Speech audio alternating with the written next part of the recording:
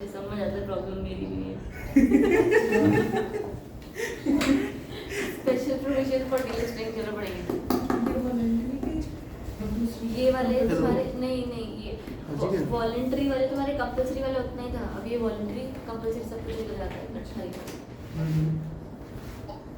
चलो delisting of equity shares of small companies का delisting अगर हो रहा है तो एग्जैक्टली हमने पता है पीछे एक चीज़ पढ़ी थी कि अगर स्मॉल कंपनी है और उनकी डीलिस्टिंग हो रही है तो हमने देखा था कि अच्छा इफ एट ऑल बायबैक के टाइम पर आपको याद है इसमें हमने स्मॉल नहीं देखी अब तक।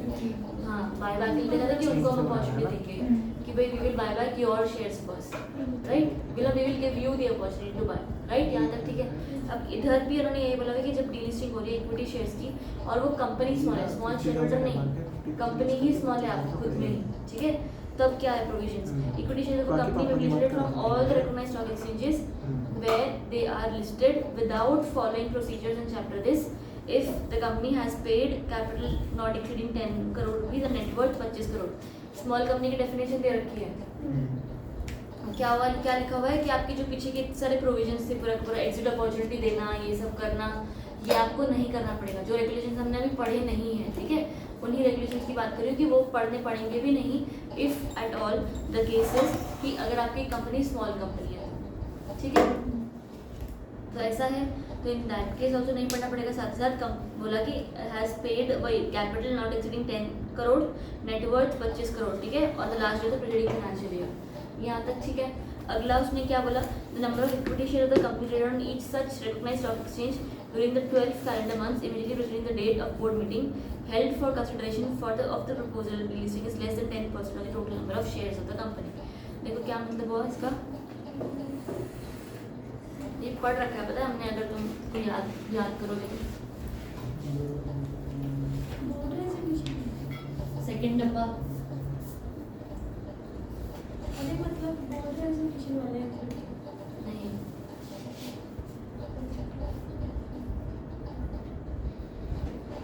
बायबैक हो गया यहाँ पे 20% शेयर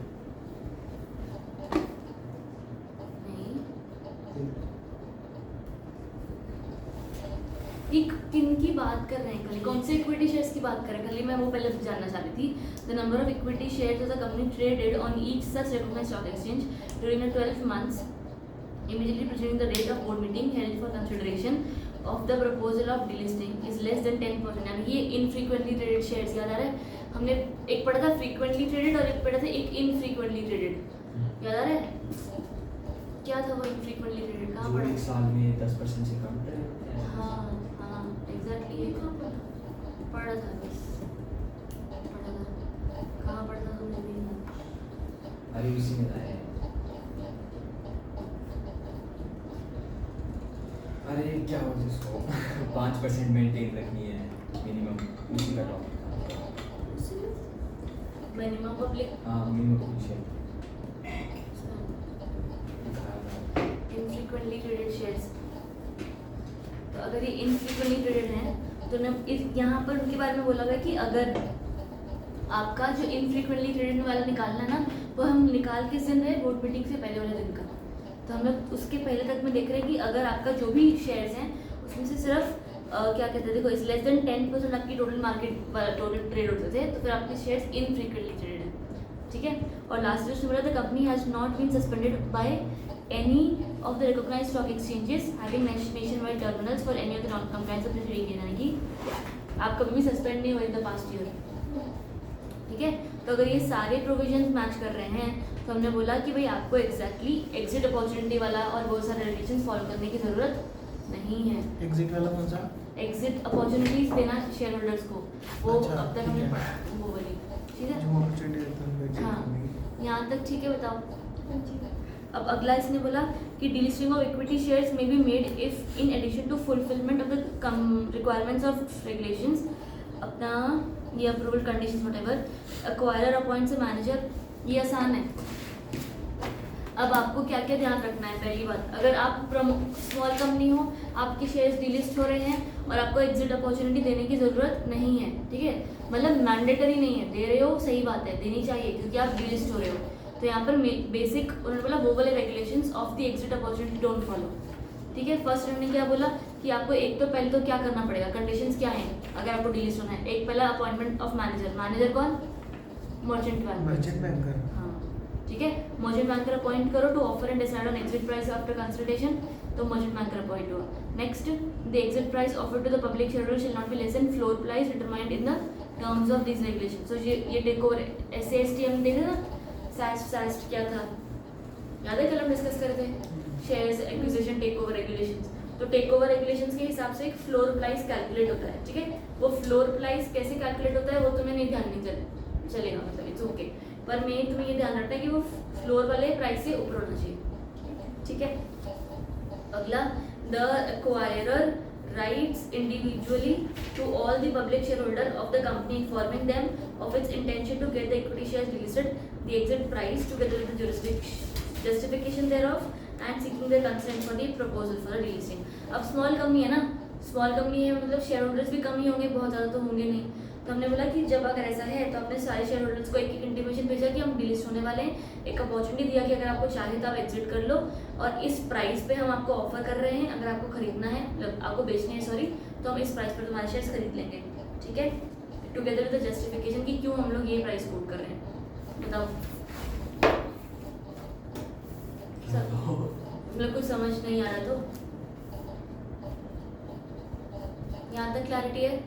अगला, the public share holder respective of their numbers holding 90%। इसमें तो हमारा डीलिस्ट नहीं हो रहा, तो एक्वायरर का क्या काम होगा यार? एक्वायरर मतलब पैसे नहीं देगा ही ना उनको जिनके शेयर कंपनी एक्वायर करेगी ना, अच्छा ठीक है, तभी तो डीलिस्ट हाँ, करेंगे। लोगों के शेयर खरीदेंगे ना। हाँ हाँ ठीक है, यहाँ पर ना एक चीज़ का ध्यान रखना है हमेशा, जो भी रेगुलेशंस है जो भी कंडीशंस है ना वो एक्वायरर पूरी करता है, कंपनी नहीं पूरी करती है, हर जगह पर इस चीज़ का ध्यान रखना है। इसलिए the public shareholder irrespective of their numbers holding 90% or more of the public shareholding give the consent in writing to the proposal for delisting and consent either to sell their equity shares at the price offered। मतलब क्या हुआ, आसान कि अगर जैसे जो public share holder है हम नंबर नहीं देखेंगे वो कितने हैं, बट अगर उनमें से 90% से ज़्यादा ने रिटर्न में कंसेंट दे दिया कि हम एग्री करते हैं कि डीलिस्ट कर दो, तो वेरी जैसे आपकी इशू करते टाइम IPO में भी 90% चाहिए होता है ना मिनिमम सब्सक्रिप्शन, डीलिस्ट में भी 90% चाहिए होता है मिनिमम कंसेंट, ठीक है।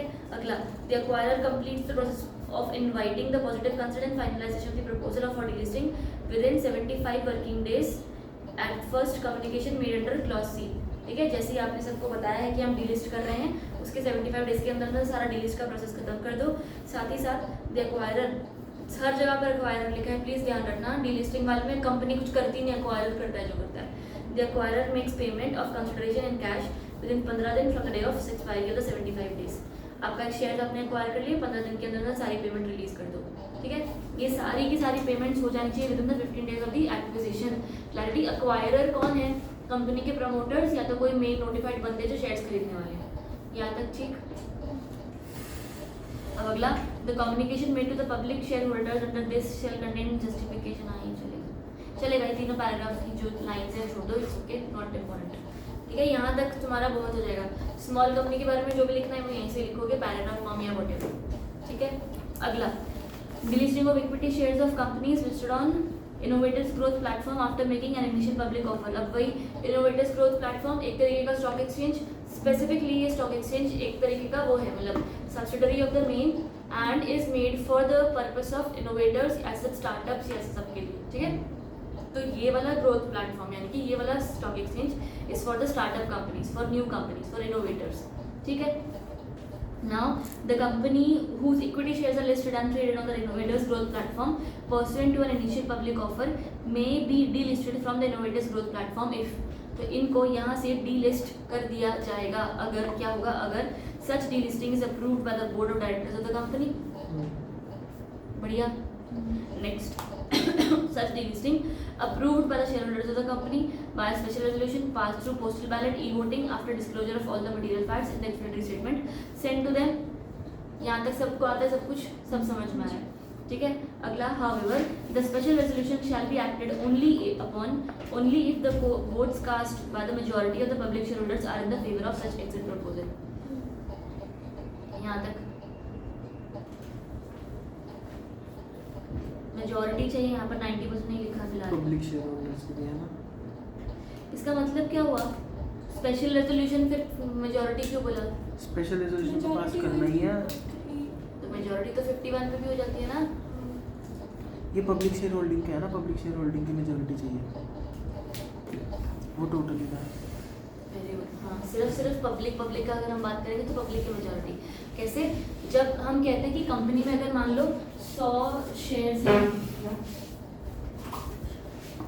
अगर एक कंपनी में अगर टोटल आपकी शेयर होल्डिंग है और किस हिसाब से पब्लिक वाले होल्ड करते हैं 40, बाकी का प्रमोटर जो होगा ना ग्रुप वो होल्ड करता होगा 60, उस हिसाब से आपका टोटल 100 होगा। ठीक है, इसी तरीके से होता है। तो हमने बोला इस 100 का हमको 75% मेजॉरिटी चाहिए और जो पब्लिक का सिर्फ 51% मेजॉरिटी चाहिए। ठीक है, special resolution from all of them, और वो आसान है, हो जाएगा। टोटल मेजॉरिटी क्रिएट करना कुछ मुश्किल बात है ही नहीं। क्यों? क्योंकि प्रमोटर ही मोस्टली मेजॉरिटी होल्ड करते हैं, तो उनका जो डिसीजन होगा वही सबका डिसीजन होगा कि मेजॉरिटी तो उन्हीं से ही आ गई। पर बस पब्लिक के लिए स्पेसिफिकली बोल दिया कि फिर अगर ऐसा है तो पब्लिक वाले अपने आप में भी इकट्ठा करके 50% हाँ बोले। ठीक है, तो अगर आपको अगेन ये रेजोल्यूशन पास करना है तो कैसे पास होगा? 2 तरीकों से पास होगा, एक स्पेशल रेजोल्यूशन प्लस पब्लिक की मेजॉरिटी। अगर ये दोनों तुम्हारी कंडीशन फुलफिल होती हैं तो तुम्हारा रेजोल्यूशन पास होगा। ठीक है, ओवरऑल मेजॉरिटी 75 पर लिख लो वाले। Resolution is pass in 2 ways, overall majority 75% और पब्लिक मेजॉरिटी 50%। ठीक है, हाँ सॉरी 51। ये सिर्फ उस कंपनीज में होता है जो इनोवेटिव। हाँ, वहाँ के लिए बोल रही हूँ।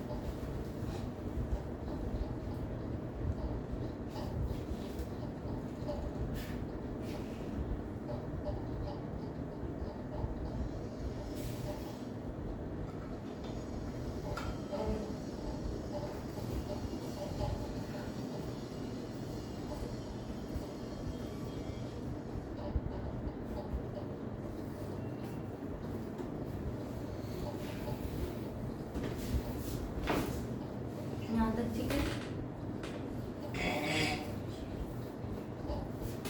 अच्छा, अगला पॉइंट इसमें क्या बोला? Delisting price is based on floor price determined in the regulations as takeover वाला। ठीक है, साथ ही साथ the post offer share holding of the acquirer along with persons acting in consent with it taken together with the share standard reaches 75% of the total issues of the shares of that class and at least 50% of the public shareholding as on the date of board meeting as a tendered by the accepted। मतलब क्या हुआ?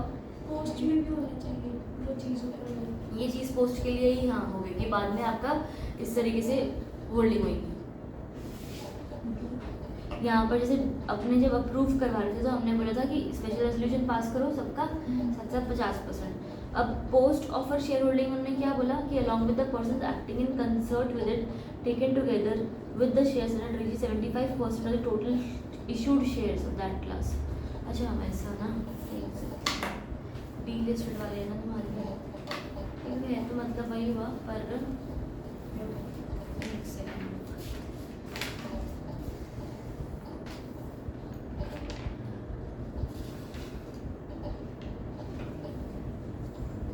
ये कि जो acquirer है उसकी share holding 75% पहुँचे और जो उस क्लास का सिर्फ एक पर्टिकुलर क्लास का जो वो बायबैक कर रहा है, जो खरीद रहा है वापस, हाँ और जो शेयर होल्डर्स हैं उनसे मतलब शेयर होल्ड वो जो पब्लिक शेयर होल्डर्स हैं उनसे एटलीस्ट 50% तो ले ही वो, ऐसा कुछ है। हाँ, मतलब वही चीज़ को एक्टिव पैसिव कर जो हमने पढ़ा ना रेजोल्यूशन आपको कैसे पास करना था। अब अगर आपका रेजोल्यूशन पास हो रहा है तो उसके लिए ओवरऑल मेजॉरिटी ये और पब्लिक मेजॉरिटी ये।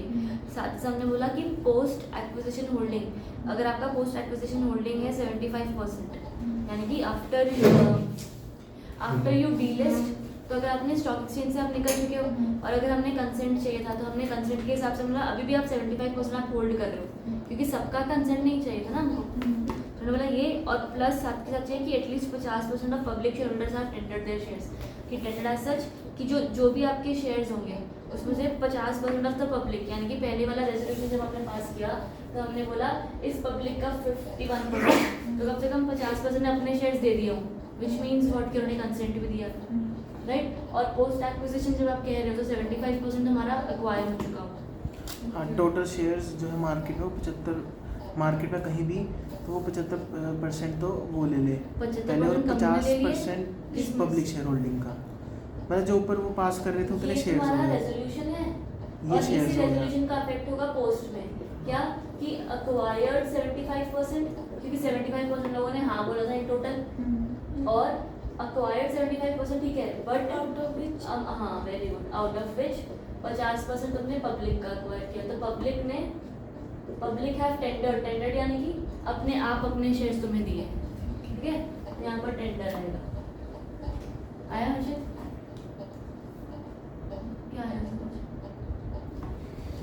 75% टोटल स्टार्टिंग से काम होता है। यहाँ से बता रहे तो बता दे, मैं हिसाब लगा दूँगा। 100% का 75 चाहिए इंक्लूडिंग प्रमोटर्स भी है, जिसमें बाकी पब्लिक में से 51 चाहिए, और उसके जिसमें उसका ही वाला 50% फिर किसका 50? जो पब्लिक वाला है वो तो कर दिया हमने। रिलीज किया। हाँ, तूने दोनों बातें जो करी ना, बस वो दोनों पॉइंट्स में फ़र्क क्या है, जो ये पॉइंट्स है उसमें से बी पॉइंट और तुम्हारा डी वाला पॉइंट दोनों उसी बारे में बात करता है, 75 और 50, ठीक है। पहले वाले पॉइंट में हमने कंसेंट की बात की थी, दूसरे वाले पॉइंट में हमने बोला कि हमने 75% एक्वायर कर लिया है, क्योंकि 75 ने हाँ बोला था पहले, और 50% का पब्लिक भी हमने एक्वायर कर लिया क्योंकि 50% पब्लिक ने हाँ बोला था पहले। इतनी सी बात। हाँ। यही तो बोला है। पहले भी थे, ऐसे ही क्या मैं कुछ और बता ही नहीं रहा हूँ उसका। नहीं हो गया था tender as such. Active passive भी होता है, एक्टिव पैसिव। हाँ ये होता है एक्टिव हाँ यही तो था, मैं एक्टिव ये भी होता है एक्टिव पैसिव। ठीक है। टेंडर एज सच क्या होता है, जैसे तुमने बताया कि मेरे को किस प्राइस पर बेचना है ना। जब मैं अगर तुम्हें कोई टेंडर देती हूँ तो मैं बताती हूँ ना, मैं प्राइस कोट करती हूँ कि मैं तुम्हें ये सामान इस प्रोडक्ट पर दूंगी, या तुम्हें जो सामान चाहिए वो यहाँ पर इस पर ही सर्विस मिलेगी। तो जब अगर मैं शेयर्स बेचना चाह रही हूँ, ठीक है, sorry if I am trying to purchase those shares, the share holders is also tender their prices कि हम इस प्राइस पर बेचेंगे, ठीक है। उसी बेसिस पर वो बुक बिडिंग होती है, जो बिडिंग नहीं होती हम लोग बुक बिल्डिंग बोलते हैं, वो टेंडर प्राइसेस पर ही होती है। बुक बिल्डिंग की बुक बिल्डिंग हाँ, वो दोनों बिडिंग प्रोसेस भी कहते हैं उसको, और उसको बुक बिल्डिंग भी कहते हैं। ऐसे तो वो कुछ भी प्राइस बोल रहे हो। उनको रेंज दी जाती है। हाँ। ऑफर प्राइस मतलब ऑफर वाले में और उसमें क्या फर्क था? ऑफर वाले में और दोनों प्रोसीजर थे ना, जो बुक बिल्डिंग था और एक और था ओपन मार्केट में, दो थे। नहीं याद, ओपन मार्केट वाला कुछ नहीं था, वहीं पर ही था बुक बिल्डिंग। ओपन मार्केट का तो कुछ था नहीं, स्टॉक एक्सचेंज हमने पढ़ा नहीं कि स्टॉक एक्सचेंज के थ्रू बेच रहे हैं, उतना ही देखा था।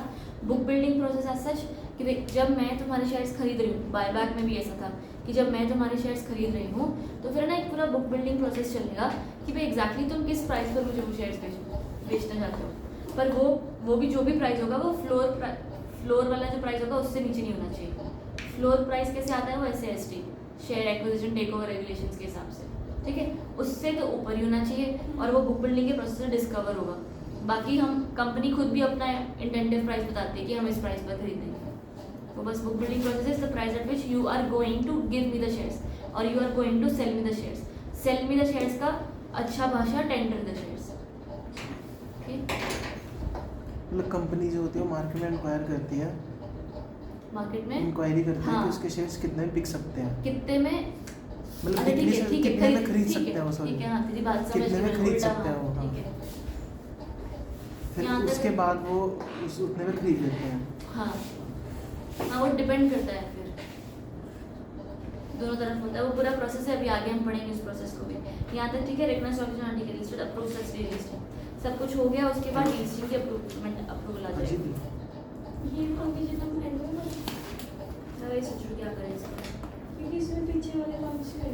हाँ पापा से बात कर नहीं, ले पीछे वाले नहीं हैं, यही वाले हैं जो कंपलसरी में थे ना, कि तुमने पंगा कर दिया, तुमने फीस नहीं भरी, तुमने कंप्लायंस नहीं करा, वही वाले हैं। नहीं है नहीं सेम बचे। है। हाँ और ऑलमोस्ट। क्या कह रहे हैं, देखो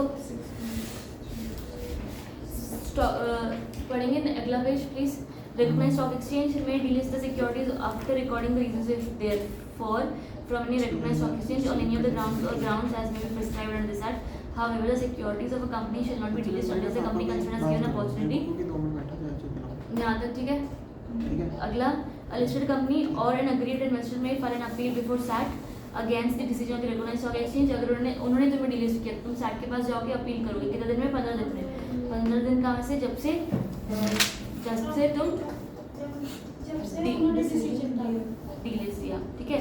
However, the SAT may, if satisfied, company will prevent sufficient cost from filing the appeal.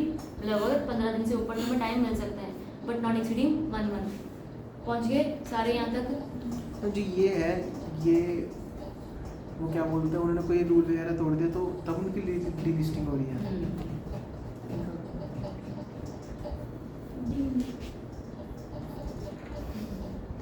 ये ना वहाँ पर लिखा हुआ ऐसे है कि सारे ना प्रोविजंस हैं delisting under the SCRA act के अंदर भी.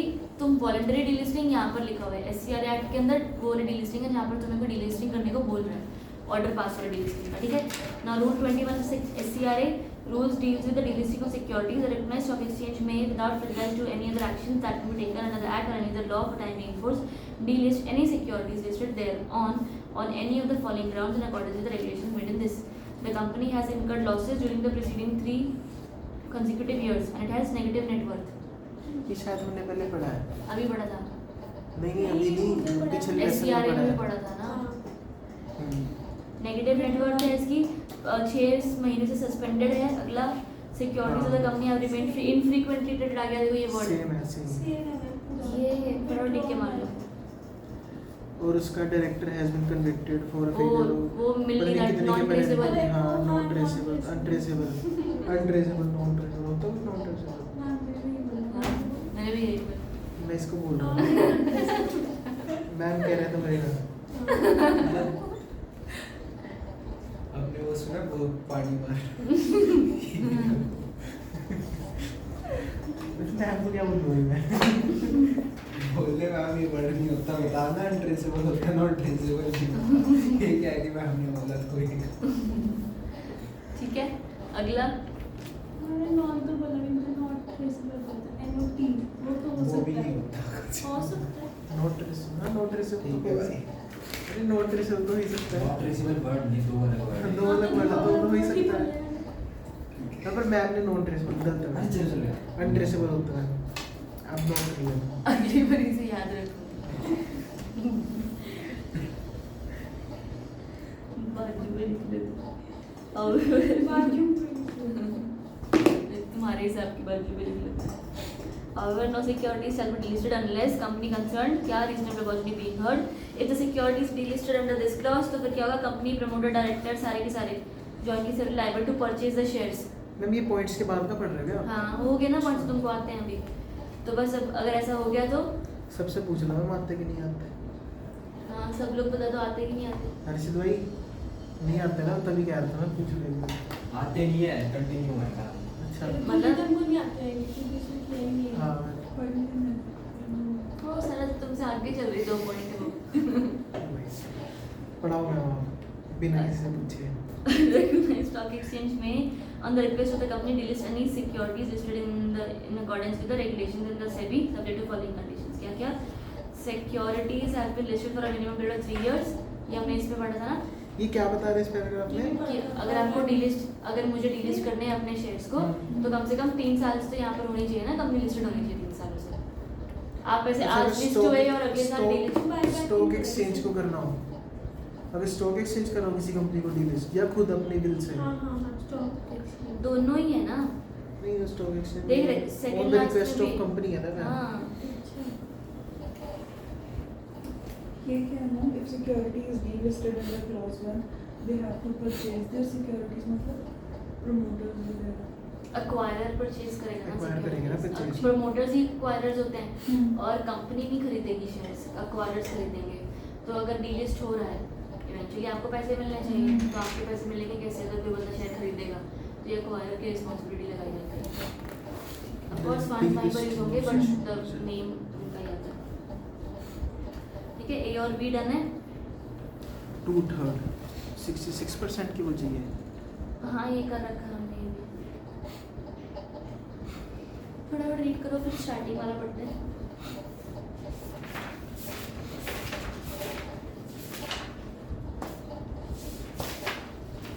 सी पॉइंट में है ना, acquirer purchase his shares from share holder, मतलब purchase the share of, purchase the listed share holding. कौन सा सी पॉइंट? सी लास्ट का सी पॉइंट, हाँ लास्ट हाँ, एक्वायरर परचेज कर रहा है ना, का। हाँ हाँ जी। और कोई? कैरेट का है। अच्छा अभी तो आपने क्या बताया?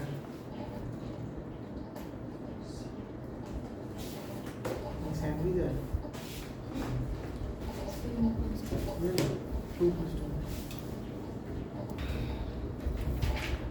ठीक है, वॉलंटरी डीलिस्टिंग मतलब खुद से हम डीलिस्ट कर रहे हैं, अपने शेयर्स को खुद से डीलिस्ट कर रहे हैं, राइट।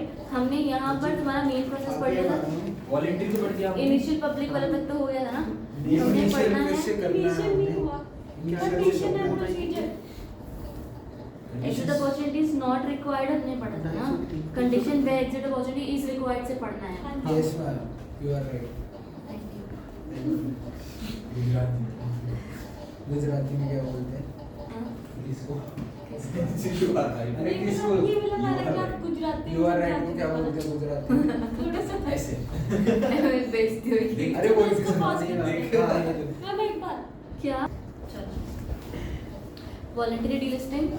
अब यहाँ से we are Yeah, starting with voluntary conditions आगे एंड फिर- procedure for delisting where exit opportunity is required. तो ये It's मेन not हेडिंग तुम्हारी required. वॉलंटरी की है ना, Yes. ठीक है।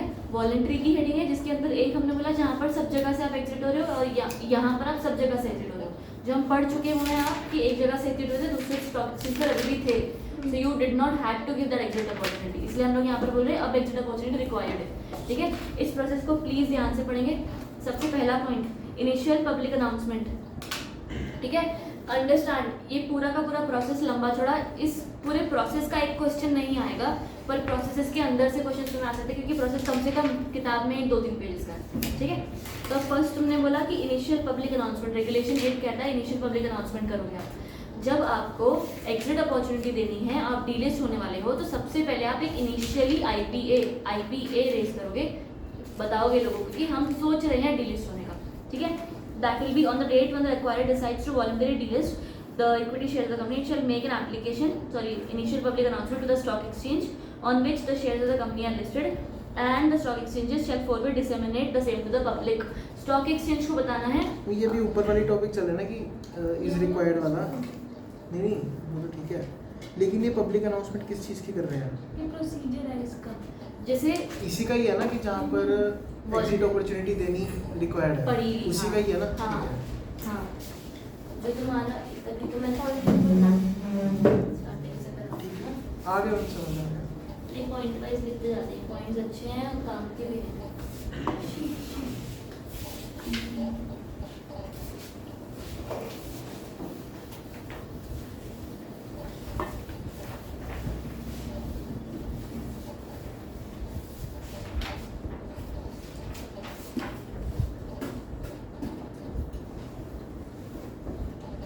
अगर वॉलंटरी वाला होगा तो वॉलंटरी के अंदर 2 तरीके होता है कि एक जहाँ पर एग्जिट अपॉर्चुनिटी नॉट रिक्वायर्ड होता है, ठीक है, यानी कि आप एक आधे कोई स्टॉक एक्सचेंज पर हो और जहाँ पर एग्जिट अपॉर्चुनिटी रिक्वायर्ड होती है, यानी कि आप सब जगह से डीलिस्ट हो रहे हो। तो हम ये वाला पढ़ रहे हैं एग्जिट अपॉर्चुनिटी रिक्वायर्ड वाला, ठीक है, जहाँ पर आप सब स्टॉक एक्सचेंज से डीलिस्ट हो रहे हो। तो अगर एग्जिट अपॉर्चुनिटी रिक्वायर्ड है तो वहाँ पर तुम्हारा फर्स्ट होगा आईपीए सच कि एक इनिशियल पब्लिक अनाउंसमेंट तुम करोगे जहाँ पर तुम कहोगे कि exactly we are delisting from all the stock exchanges. तो ये चीज़ तुम डायरेक्टली एज अ कंपनी सबको नहीं बताओगे, तुम स्टॉक एक्सचेंज को बताओगे, स्टॉक एक्सचेंज वेबसाइट पर डाल देगी। जब स्टॉक एक्सचेंज वेबसाइट पर डालती है उस चीज़ को, तो that will be then intimated to everybody. Point समझ में आया? नोटिफिकेशंस आती है, हाँ? नोटिफिकेशंस आती है जिनके बाद हाँ, शेयर होल्डर्स वेबसाइट पर भी डिस्प्ले हो जाएगा स्टॉक एक्सचेंज की बाकी नोटिफिकेशन। So, ठीक है, on the date when the acquirer decides to voluntarily delist, it shall make an announcement to the stock exchange on which shares are listed, and the stock exchange shall forward disseminate the same to the public. A copy of the initial public announcement shall also be sent to the company or at its registered office not later than 1 working day from the date of initial public announcement. ठीक है, तो ये आपने पहले announcement करी, फिर बाद में इसी में ही आपने +1 डे में ये वाले इंटीमेशन दे दिया किसको, रजिस्टर्ड ऑफिस को, ठीक है। यही एक ही दिन में आपका रजिस्टर्ड ऑफिस को भी भेज दिया। The initial public announcement shall contain, पहला कि रीजन क्यों डिलिस्ट कर रहे हैं, और दूसरा undertaking with respect to the compliances. ठीक है, मेन की रीजंस क्यों, और अंडरटेकिंग ऐसा कि हम सारे रूल्स रेगुलेशन सब फॉलो करेंगे अगर हम लोग आगे जाके डिलीट करते हैं तो। ठीक है, इस वक्त हम सिर्फ डिसीजन लिया है, कुछ नहीं किया आपने, सिर्फ मन बनाया कि डिलीट करने वाले हैं। ठीक है, the initial public announcement shall not omit any relevant information और contain any misleading information obviously. ठीक है, अगला आप आ जाओ, अपॉइंटमेंट ऑफ मर्चेंट बैंकर। तो नेक्स्ट तुम क्या करोगे, मर्चेंट बैंकर अपॉइंट करोगे। अगर मर्चेंट बैंकर अपॉइंट हो रहा है तो उसका भी टाइम लिमिट होगा, कुछ इतना टाइम में अपॉइंट होने वाले हैं। सी prior to making IPA, the acquirer shall appoint a merchant banker registered with the SEBI as the manager. The ठीक है, initial public announcement and the subsidiary entities are required to be taken care of by him. यानी कि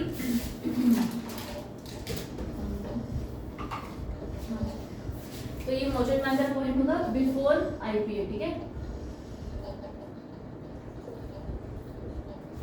clarity. IPA मतलब कायदे से देखा जाए तो ये फर्स्ट पॉइंट पहला फर्स्ट पॉइंट होना चाहिए।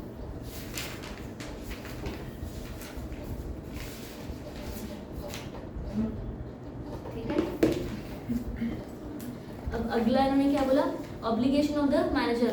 तो यहाँ पर या तो तुम ऐसा कर सकते हो, इसको फर्स्ट पॉइंट की तरह से लिखोगे तब भी प्रॉब्लम है, तो इधर you can write as this second point कैसे, merchant banker appointment and responsibilities, ऐसे करके तुम इसको पूरे दोनों को थर्ड और सेकंड और थर्ड को एक पॉइंट बना सकते हो। मर्चेंट बैंकर और उसकी रिस्पॉन्सिबिलिटीज।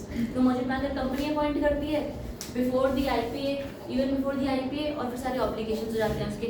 सारे ऑब्लिगेशंस में क्या है, the acquirer is able to implement the delisting of, ठीक है, उसको क्या एक्वायरर क्या, और इसमें मैनेजर में फर्क है ना। एक्वायरर आर द प्रमोटर्स और द मेन बंदे के मेन वाले जो कंपनी के बंदे होंगे। तो अब मर्चेंट बैंकर का क्या ध्यान रखना है, मर्चेंट बैंकर को ध्यान रखना है कि जो आपका एक्वायरर है is able to implement the delisting of equity shares and to ensure that the acquirer is able to implement the delisting. उसके बाद firm arrangement for funds through vehicle means which have been made or through verifiable means have been made by the acquirer to meet the payment obligation. अच्छा, एक चीज मुझे बताओ, हमने बहुत बार पढ़ा इस चीज का, जो आपको ये मैनेजर में वही है ना, मर्चेंट बैंकर। ठीक है, अब उसी की ऑब्लिगेशन सब पढ़ रहे हैं, तो उसको क्या क्या चीज़ों का ध्यान रखना है, ये आपकी अटेंशन। पहला उसने बोला कि आपको क्या क्या इंश्योर करना है। इंश्योर क्या करेगा, फर्स्ट पॉइंट क्या था, इम्प्लीमेंट। ठीक है, वो ऑफर को इम्प्लीमेंटेशन का, तो वो मेन हो गया। उसके अलावा उसने बोला मेन जो दूसरी चीज़ कि भाई पैसा, अगर ऑथराइज सोर्स से आ रहा है जो एक्वायरर्स के पास हाँ। पैसा खरीदने के लिए शेयर्स तो आपके पास कैश है, अगर नहीं है तो वेरीफाइएबल मीन से आ जाएगा। हमने ना ये चीज़ हर बार पढ़ी है, अंडरस्टैंड एक चीज़ को याद रखना, आप बाय बैक कर रहे हो, आप कोई डीलिस्टिंग कर रहे हो, भले इस प्रोसेस में या भले कोई भी प्रोसेस में, पैसा हमेशा कैश में जाता है, cash as such bank account. ठीक है, तो हमने हर जगह पर ये देखा था कि आपका वेरीफाइएबल मीन्स के तौर पर पैसा जाएगा, जो पैसा जाएगा वो कैश से जाएगा। ये कैश है या नहीं है, या तो आपकी कंपनी में, और अगर कंपनी में नहीं है तो इक्विड मतलब आ जाएगा, फटाफट लिक्विड है। ठीक है, क्लैरिटी। तो उसने वो वेरीफाई किया। Next, the contents of the initial public offer are deleted, whatever announcement जो आपकी होंगी वो देखेगा कि क्या है क्या नहीं। द लेटर ऑफ ऑफर आपने क्या बनाया है, पोस्ट फीडिंग एडवर्टाइजमेंट्स आपकी क्या है, कंप्लीट है, ट्रू फेयर है, एडिक्वेट है, मटेरियल एस्पेक्ट सब कुछ। तो he will check whether all the information is true and reliable. ठीक है, जो आपका इन्फो है वो ट्रू है और रिलायबल है और कंप्लीट है। मतलब कि ये जो बैंकर अपॉइंट करता तो एक्वायरर ही है ना, एक्वायरर अपॉइंटमेंट उसकी, हाँ। हाँ, पर वो काम सेबी के लिए करता है।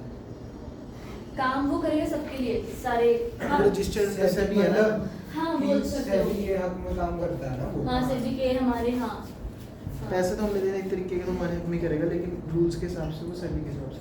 भाई तो हर जगह क्यों ये चीज़ घुसा है, पता तो ये चीज़ भी अलग है, प्रैक्टिकल अप्रोच भाई।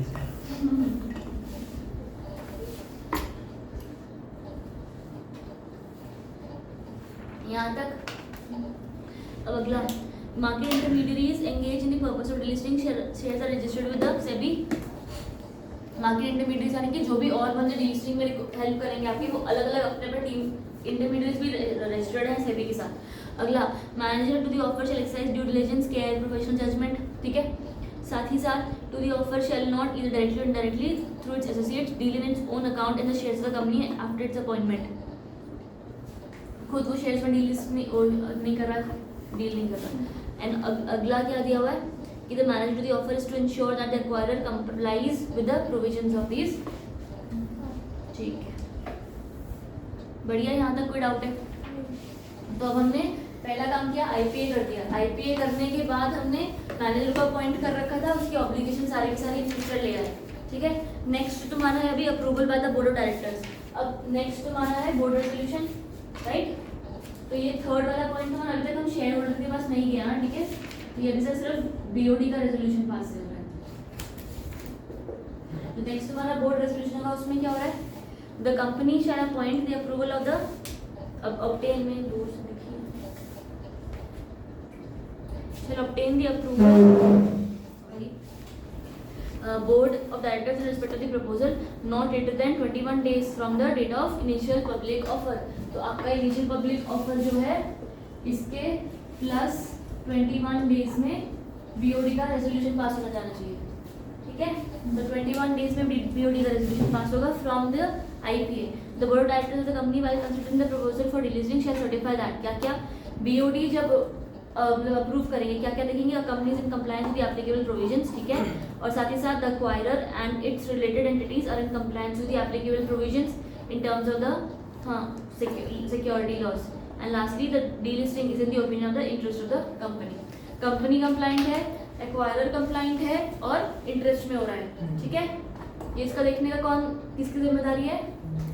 Board of directors.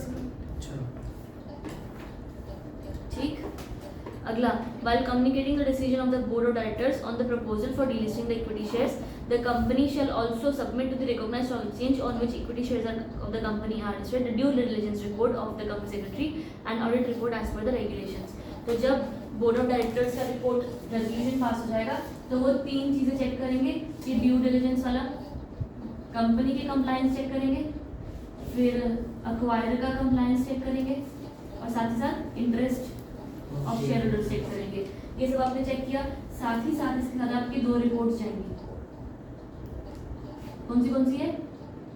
Due diligence report और ऑडिट रिपोर्ट। ये बोर्ड ऑफ डायरेक्टर फाइल करेंगे आरओसी को, नहीं स्टॉक एक्सचेंज को।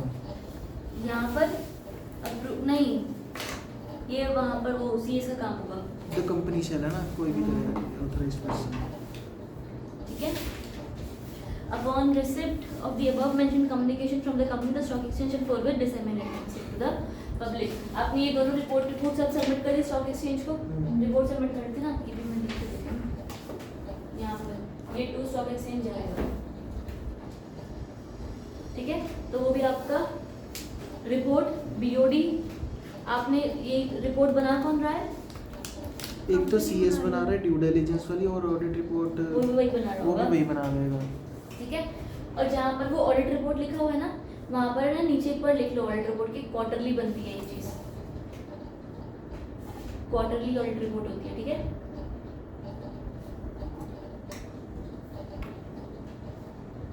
बढ़िया। अब नेक्स्ट है appointment of peer review company secretary to carry out due diligence. अच्छा, आपने पता है वो PCA, FCA, ACA ऐसे सुना हुआ है? हमारे जो CS वाले डेजिग्नेशंस होते हैं उसके अंदर आपने देखा होगा, कोई FCS होता है, कोई ACS होता है, अलग अलग ऐसे देखा होगा। FCS फाइनल नहीं फाइनल नहीं, ऐसे अलग अलग डेजिग्नेशंस होते हैं। ठीक है, आप आगे जाके करोगे ना, पढ़ोगे तब आपको समझ में आएगा। एक होता है ये पीयर रिव्यू कंपनी सेक्रेटरी, उनका भी PRCS उनका ऐसा बोलते हैं, PRCS।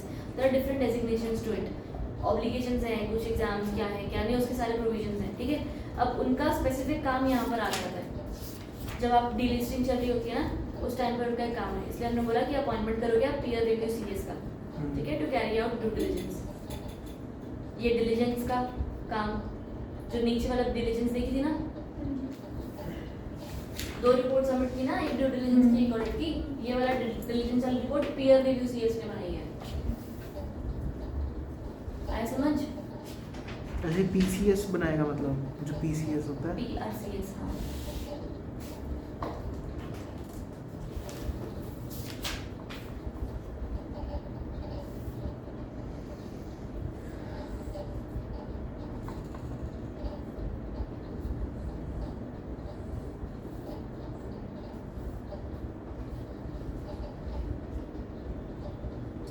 यहाँ तक हो गया, सबका लिख लिया। अब अगला अपॉइंटमेंट कर दिया आपने ये, तो board of directors of the company before considering the proposal of delisting shall appoint the peer review. तो अब ये जो आपका पॉइंट होता है, ये यहाँ पॉइंट होगा। देखो सारा प्रोसेस ऐसे ही चल रहा है। अपॉइंटमेंट ऑफ PRCS पहले ही होगा, पर उसका हाँ, पर उसका काम आफ्टर ही है, ठीक है। इसका काम आफ्टर ही है, अपॉइंटमेंट पहले हो जाता है। क्लैरिटी? तो अब अपॉइंट किया, shall appoint the peer review CS and provide following information to such company secretary for carrying out the due diligence। अब इसको क्या क्या बोला, details of buying selling equity share सारा कुछ, और इट्स रिलेटेड एंटिटीज सब कुछ बोला। During the period of 2 years prior to the date of board meeting held to consider proposal for delisting. पिछले 2 साल तक का सारा डेटा उनको दिया जाएगा, ठीक है। अगला उसने बोला कि including the details of top 25 share holders of the set period. Top 25 क्यों? ये मेन बड़े बड़े है ना, इन्हीं से या तो आप बाय बैक करोगे या तो यही प्रमोटर्स होंगे आपके, दोनों के दोनों रेलिवेंट हो गए। उसके अलावा डिटेल्स ऑफ मार्केट ट्रांजैक्शन अगर हैं तो दोनों चाहिए डिटेल, ऑन मार्केट ट्रांजैक्शन का भी, ऑफ मार्केट ट्रांजैक्शन का भी। Additional information the CS is of the opinion that market transaction of मतलब वो आफ्टर द स्टॉक मार्केट पे नहीं हो रहा, बाकी वैसे हो रहा है। हाँ, जब बल्क डील होती है आफ्टर सारी होती है, हाँ आफ्टर द वो मार्केट ब्लॉक डील्स वगैरह होती है वो सारी, ठीक है। आफ्टर द मार्केट, हाँ ठीक है। तो सब डिटेल्स दिया, टॉप 25 का डिटेल दिया, मेन जो एक्वायरर्स हैं उसकी एंटिटीज हैं सबका डिटेल दिया, ठीक है। एक्वायरर्स एंड एंटिटीज उनका भी डिटेल दिया ना, और सारा ऑफ मार्केट जो भी है, ऑन मार्केट ऑफ मार्केट सारा यहाँ तक साथ में हो। Next, after obtaining the information board of directors of the company CS shall carry out due diligence and submit a report, ठीक है। ये इसी के साथ ही ये जो रिपोर्ट जा रही थी, ये रिपोर्ट इसमें ही दी है, ठीक। यहाँ तक क्लैरिटी है ना। अब अगला अप्रूवल, ये तुम्हें सिर्फ PRCS का काम आ जाएगा फिर कि PRCS रिपोर्ट बनाता है, क्या बनाता है, कैसे बनाता है, ये वाली चीज़ों के हिसाब से बनाता है। कंपनी इनको ये वाली इन्फॉर्मेशन देती है तो उसका PRCS का रिपोर्ट बनता है। वो रिपोर्ट सबमिट का होती है फिर स्टॉक एक्सचेंज, पहले BOD CS report, BOD stock exchange, ठीक है। Now next, approval by share holders. अब the company shall obtain the approval of the share holders through a special resolution not later than 45 days from the date of obtaining approval of board of directors. तो ये जो BOD का resolution pass हुआ, इसके अगर हम plus 45 days करते हैं तो शेयर होल्डर का रेजोल्यूशन पास होता है, ठीक है। तो हमारा अगला स्टेप वही होगा जहाँ पर शेयर होल्डर रेजोल्यूशन पास हो रहा है, साथ में हो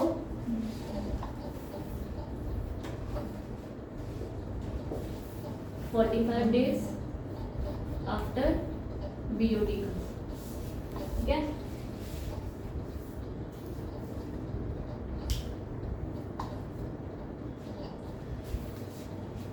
चलो ठीक है, ये हो गया। Then next what do you have here, 45 days से तुमने ये किया, वहाँ पर अप्रूवल वो याद है, पोस्टल बैलेट, 2/3 मेच्योरिटी, बस यही सब आएगा कि 45 days the special resolution shall be passed through postal ballot or e-voting as per the applicable provisions and the rules made thereunder. The company shall disclose all the material facts in the explanatory statement sent to the shareholders in the such resolution. बढ़िया यहाँ तक। 2/3 क्या बोला आपने? वो अब ये में आ जाएगा, यहाँ पर वो मेजॉरिटी नहीं थी, स्पेशल रेजोल्यूशन मतलब 2/3 मेजॉरिटी हुई ना, 75 मिल गया यहाँ तक, ठीक है। अगला इन प्रिंसिपल अप्रूवल, अब ना 45 डेज वाला ये जो तुम्हारा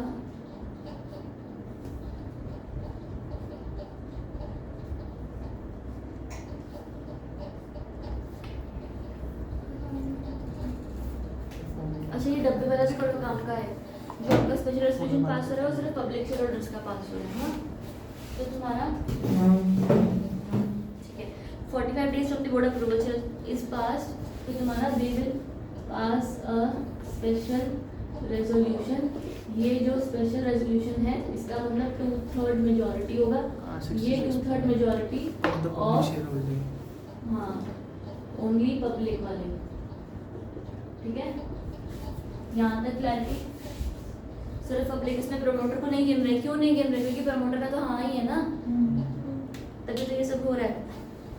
तो अब नेक्स्ट आ गया इन प्रिंसिपल अप्रूवल, ये काम का आ गया इन प्रिंसिपल अप्रूवल मतलब क्या होता है, इसको हमने कल थोड़ा देखा था शायद।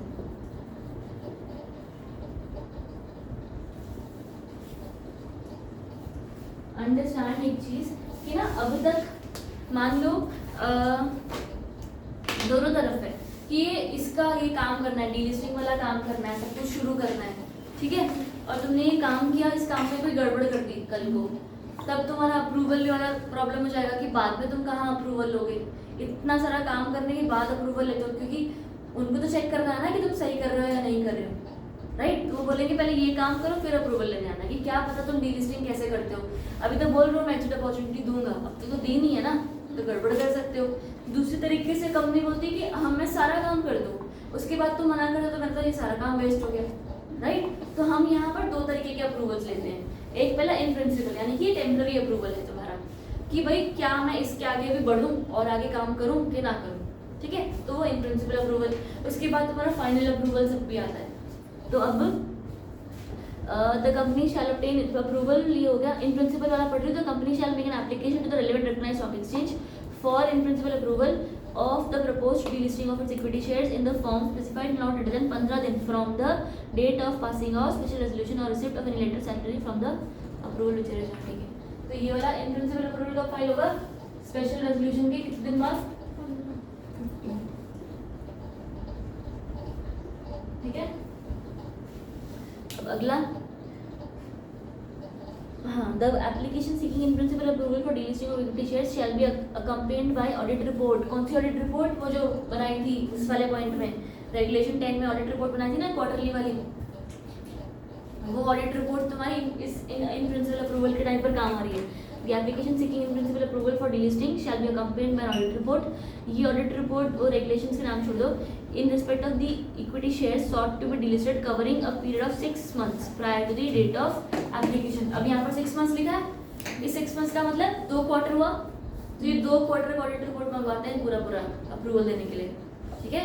Which relates to all the shareholders, जिसका अप्रूवल हम लोग ले रहे हैं। यहाँ तक ठीक है,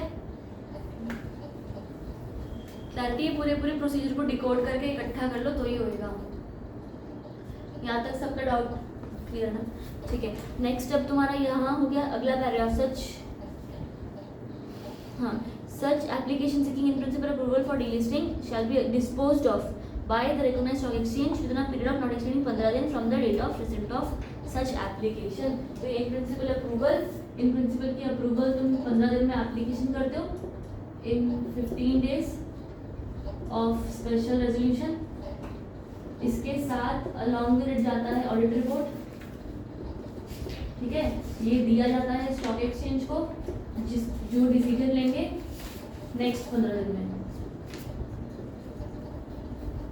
क्या फिर से बताओ। इन प्रिंसिपल अप्रूवल का एप्लीकेशन आप करते हो 50 days ऑफ स्पेशल रेजोल्यूशन, हाँ जी, जिसके साथ आप एक साथ भेजते हो ऑडिट रिपोर्ट ऑफ 2 quarters या तो 6 weeks, 6 months। हाँ 6 months या 2 quarters, सॉरी, हाँ ठीक है। अब ये देना किसको है, एप्लीकेशन और audit report stock registered stock exchange, stock exchange को। तो स्टॉक एक्सचेंज को जब आप दोगे वो डिसीजन लेंगे, और वो डिसीजन लेंगे अगले 15 दिन में।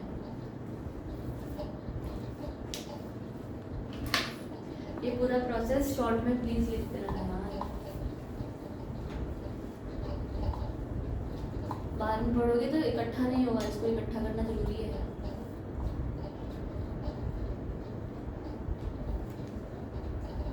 क्या है वो 15 स्टॉक एक्सचेंज के बाद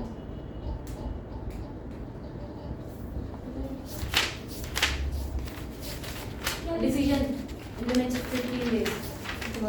इसको 1 घंटा और लगेगा। Stock exchange stock exchange will dispose the or जो भी application कहते हैं, यानी कि will give the order in the 15 days of the date of application, या तो in the next 15 days। 1 घंटा लग जाएगा क्या इसको? नहीं, 5 पेजेस मतलब अभी एक पेज पे कितना टाइम लग जाएगा? हाँ थोड़ा 2 पेज पे लगेगा टाइम, ये वाला प्रोसेस थोड़ा है लंबा, तभी मैंने कल ये प्रोसेस शुरू नहीं किया। प्रोसेस है क्या, क्योंकि आएगी तो पूरी आएगी, बीच से आ सकती है। हाँ बीच का भी बता सकते हैं ना। भाई अगर ये 50 नंबर की प्रोसेस होती ना मैं यही है वही ना, इसीलिए मैं process अरे बीच में से भी आ सकता है आ ना। सकता है यार, इन प्रिंसिपल अप्रूवल के बारे में पूछ लिया, हाँ, या सिर्फ post in approval principle approval के बारे रिक्वायरमेंट में पूछ लिया, पूछ लिया, pre approvement obligations of merchant banker पूछ लिया, हाँ ड्यू डिलिजेंस के रिपोर्ट के बारे में पूछ लिया, कुछ भी पूछ सकते हैं छोटा सा यार। नोट आगे पूछ लेते हैं। तभी तो मैं कह रही हूँ लिखो इसको, मैं और क्यों मना बोल रही हूँ बार बार। तो लिख लिया ना। ग्रुप में फोटो भेज दो। मेरे हाथ में अच्छे लगे राइटिंग से उनको समझ ही नहीं आएगा ना, मैं साफ बना के भेज दूँ। अरे तो ये भेज दो, ठीक है, इसी तरह तो बढ़िया लिखा हुआ, इतना सुंदर नहीं उन्होंने लिखा देखी है। तो मुझे मालूम। देख ये सुंदर नहीं है, समझ नहीं आ रहा हमारे हिसाब से ठीक है। हमारे यहाँ तो बहुत बढ़िया है, भेज दे तू भेज दे, आप भेज देना। ओके। बात बस को ध्यान देती रहेगी तो याद कर लेते हैं। बंदा जनहित में जा रही हो। ठीक है यहाँ तक, चलो एस्क्रो अकाउंट काट क्यों एस्क्रो अकाउंट ऐसे काट दो। कराया था आपने। आप इसको वो भेज तो रहे हो। नहीं यहाँ पर पढ़ना है एस्क्रो अकाउंट, इतना वो है नहीं कुछ। ऐसी दे दी उन्होंने 5-6 इसका नाम भी बेकार लिखा। नाम तो वो अकाउंट यहाँ पर अच्छा रिकॉर्ड होगी। देखो वो बोला तो मैं इसकी घर में भेजो। तेरे पापा रिटायर हो गए ना। इन प्रिंसिपल अप्रूवल वो छुट्टी नहीं लेनी मुझे उनके सामने नहीं रहना। After approval within 7 days escrow account बनता है। तो 6th में तो एस्क्रो अकाउंट लिखो ना। 6th पॉइंट में तो एस्क्रो अकाउंट लिखो ना ऊपर हेडिंग पे। बड़ा तो देख रहा है, इसे लिख रहा है। जिया तो लिख रही है ना। नहीं वो तुझसे लिखी। हेलो एस्क्रो अकाउंट हाँ। Within 7 days of approval. तू कहाँ है? भेजता हूँ। SBI वाला अब इसके बाद ब्रेक दे रही हैं? इस क्या चैप्टर के करना बाद है? हाँ अच्छा कर, ठीक है, मैं भेजता हूँ।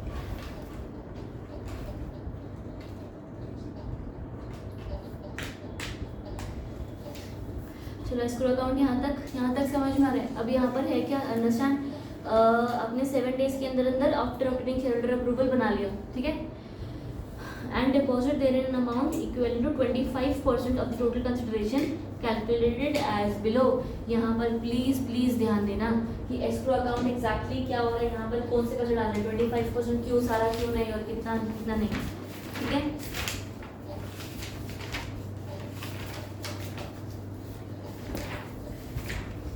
अब अगर आपने एस्क्रो अकाउंट ओपन किया है, ठीक है, ये एस्क्रो अकाउंट एक इंटरेस्ट बेयरिंग अकाउंट है। इंटरेस्ट बेयरिंग अकाउंट है मतलब आपका जो पैसा यहाँ पर पड़ा होगा उस पर इंटरेस्ट मिलेगा, ठीक है। अब this escrow account is with the या तो शेड्यूल्ड कमर्शियल बैंक के साथ या तो वैसे, तो यहाँ पर उन्होंने बोला 25% ऑफ द टोटल कंसिडरेशन आप डिपॉजिट कर दो एस्क्रो अकाउंट में। विदिन 7 days आपने अप्रूवल किया, आपने इस अकाउंट को ओपन किया। जब ये अकाउंट ओपन किया तो इसके अंदर डिपॉजिट किया कितना पैसा, 25% of total consideration. Share holder के अप्रूवल से है। ये मैम वो जो approval से नहीं है। इन प्रिंसिपल अप्रूवल से पहले ऑफ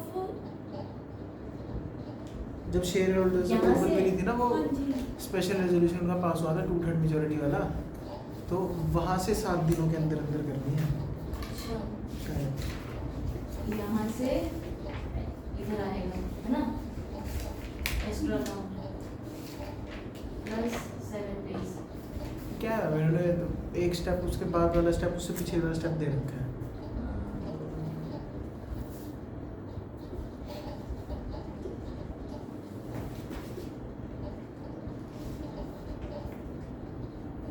अब तुमने अकाउंट जब ओपन किया, इस अकाउंट में क्या कितने पैसे डाले, 25% total consideration. The problem is not 25%. The problem actually is total consideration. कि टोटल कितना होता है, कंसिडरेशन क्या होती है, ठीक है, इस चीज़ का ध्यान देना पड़ेगा। अब टोटल कंसिडरेशन तुम्हें निकालनी कैसी है, यहाँ पर लिखो please, total consideration is equal to number of shares into exit price, number of shares multiplied by exit price, तुम्हारी टोटल कंसिडरेशन निकलेगी। ठीक है, यहाँ तक लिखा। अब एक चीज़ ऐसा करो कि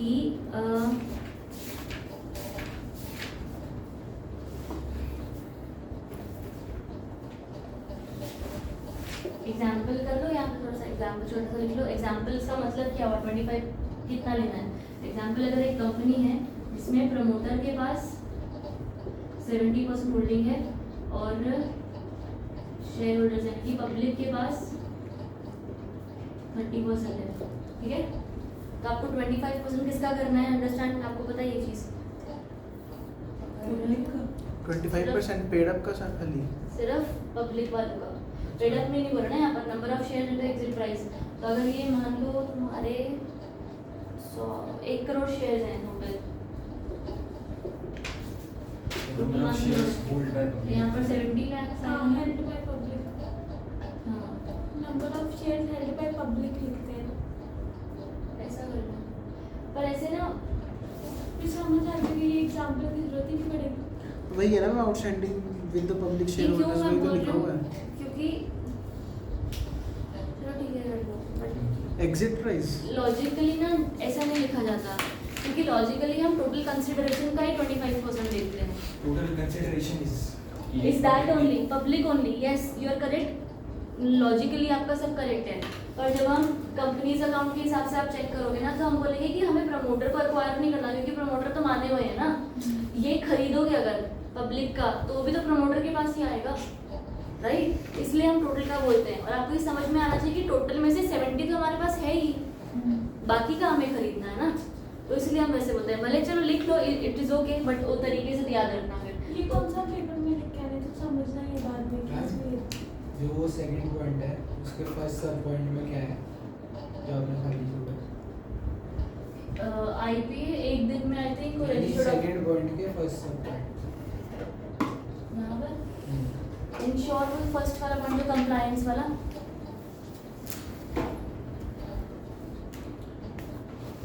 ये बताओगे टोटल कंट्रीब्यूशन तुम्हारा क्या है। हाँ जी, कंसीडरेशन अकाउंट में आपको 25% ऑफ टोटल कंसिडरेशन डालना है। अकाउंट में, एस्क्रो अकाउंट में 7 दिन from the share holder approval हाँ 25% जमा कराना है। टोटल कंसिडरेशन निकालना कैसे है, number of shares into exit price. अगर अच्छा टोटल मतलब ये वो अमाउंट है ना जो ये शेयर्स खरीद रहे हैं, जो एक्वायरर शेयर खरीद रहा है, तो वो टोटल कितने पैसे उन्हें दे रहे हैं, हाँ, उसको निकालना है हमें। कितना पैसा भी तुम्हें अकाउंट में रखना है। अकाउंट में सिर्फ कितना नहीं पैसा, नहीं टोटल कंसिडरेशन कह रहा हूँ मैं, ये हाँ, वो वाली हाँ। अमाउंट है जो वो एक्वायरर ने पे करना है। हाँ तो राइट। सीधी सी बात है। तो प्रमोटर का अब यहाँ पर एग्जाम्पल के तौर पर, अगर तुम्हारा टोटल कैपिटल जो भी है कंपनी का वो अगर 1 करोड़ है, उसमें से प्रमोटर 70% यानी कि 70 लाख है, और ये तो तुम्हारा 25% ऑफ 30 लाख एस्क्रो में डाल दोगे, ठीक है। यही बोल रहे हो ना तुम लोग, 30 लाख अभी भी सिर्फ ये शेयर्स है, हाँ नंबर ऑफ शेयर्स है ये। अब तक तुम्हारा एस्क्रो अकाउंट के लिए एग्जिट प्राइस नहीं आया है, पॉइंट समझ में आ रहा है। तो अब सिर्फ इन्हीं को ही खरीदोगे, 30 लाख वालों से खरीदोगे। नाउ एग्जाम्पल अगेन कि एग्जिट प्राइस मान लो तुम्हारा अभी, एग्जिट प्राइस तुम्हारा अलग अलग तरीके से निकलता है। एक पहला होता है फ्लोर प्राइस, जो आपका फ्लोर वाला होगा तो उससे नीचे प्राइस जाएंगे एज पर द एसटी वाला शेयर एक्विजिशन SCT। हाँ, अब उसके हिसाब से आता है। दूसरा हम बोलते हैं बुक वाला, बुक बिल्डिंग प्रोसेस और ये सब बोलते हैं, ठीक है। एक अगेन प्राइस होता है जिसको कहते हैं इंडिकेटेड प्राइस, जो कंपनी इंडिकेट करती है, ठीक है, एक्वायरर इंडिकेट करता है, ठीक है। तो ऐसे अलग अलग प्राइसेस निकलते हैं। यहाँ तक सबका हो गया है।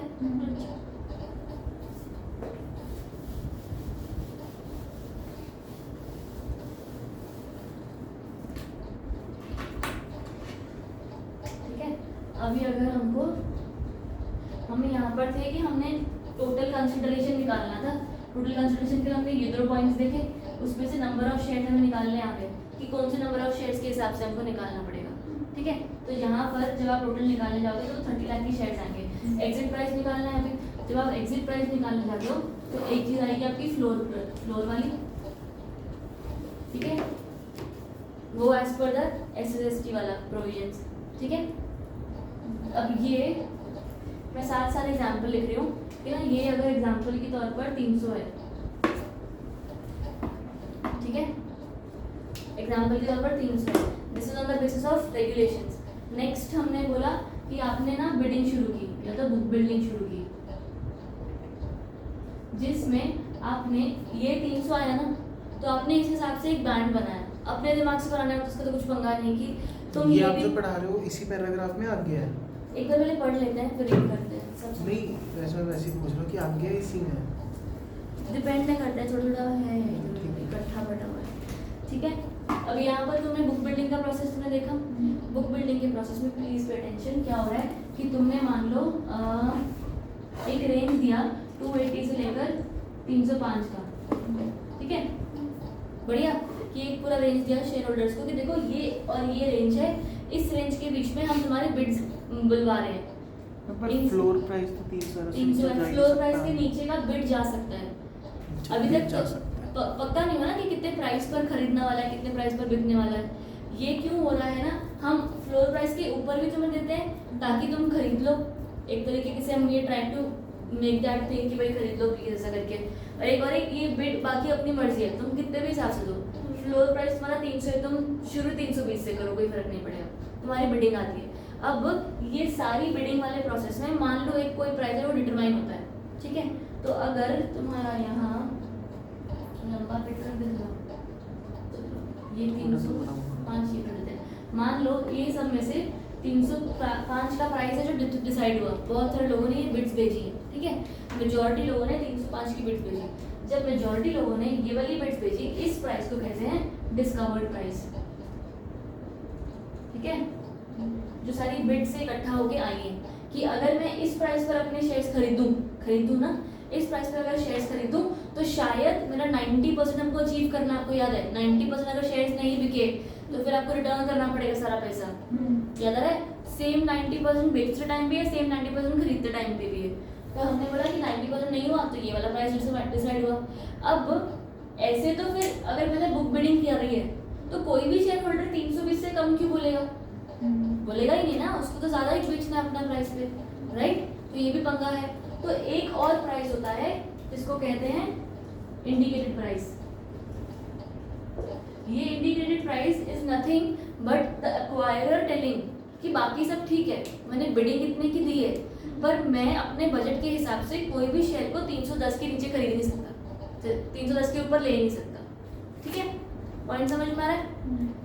इंडिकेटेड ये प्राइस पहले ही देते हैं वो जो जाके वहाँ लिखा होता है। हाँ, सब आपके ऑफर में लिखा होगा कि भाई हमारा फ्लोर प्राइस ये है, बुक बिल्डिंग का रेंज ये है, तुम बिड्स हमारे भेजो, पर जो भी तुम भेजोगे इसके अगर ऊपर हुआ तो sorry we don't have the budget, ठीक है, इसके ऊपर हम नहीं खरीदेंगे। अच्छा, तो सारे तो इंडिकेटेड प्राइस पे ले लेंगे ना फिर। बस हाँ, तो फिर हो गया ना फिर हमारे 320 की वही है, बस कुछ नहीं। अगर मान ले ये हुआ क्या हिसाब देखो, अगर तेरा बजट है 100 रुपए का, ठीक है, और सब लोग बोल रहे हैं कि नहीं ये चीज़ अगर हमको बेचना है 150 में बेचनी है, पर तुझे खरीदनी भी है, तो मान ले अगर सब ने तेरा 100 के बजट के बदले अगर बस 10 रुपये ज़्यादा करके बेच दिया, तब भी तो हो जाएगा ना।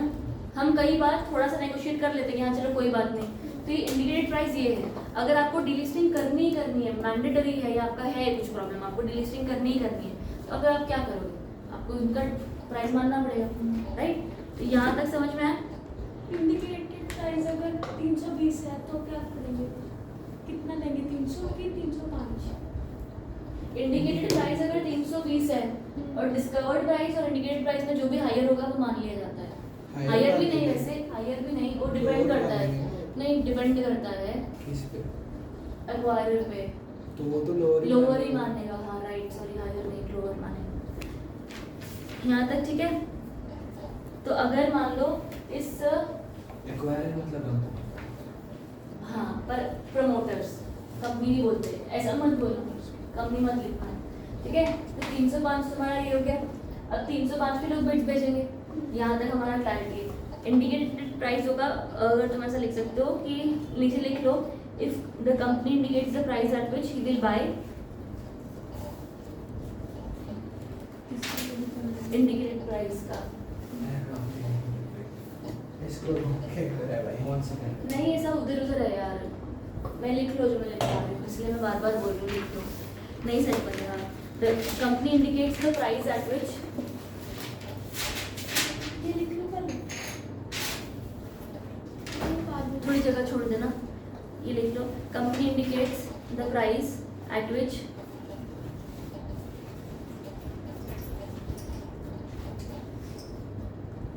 company indicates the price at which it will buy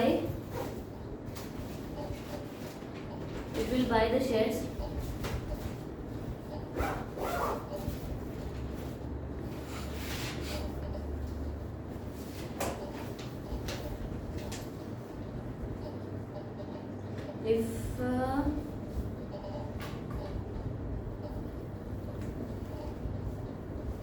if the discovered price is submitted or given or is the discovered price, तो discovered price समझ में आ गया ना क्या है, तो उसको submitted लिखने की जरूरत नहीं पड़ेगी। if the discovered price is below the indicated price,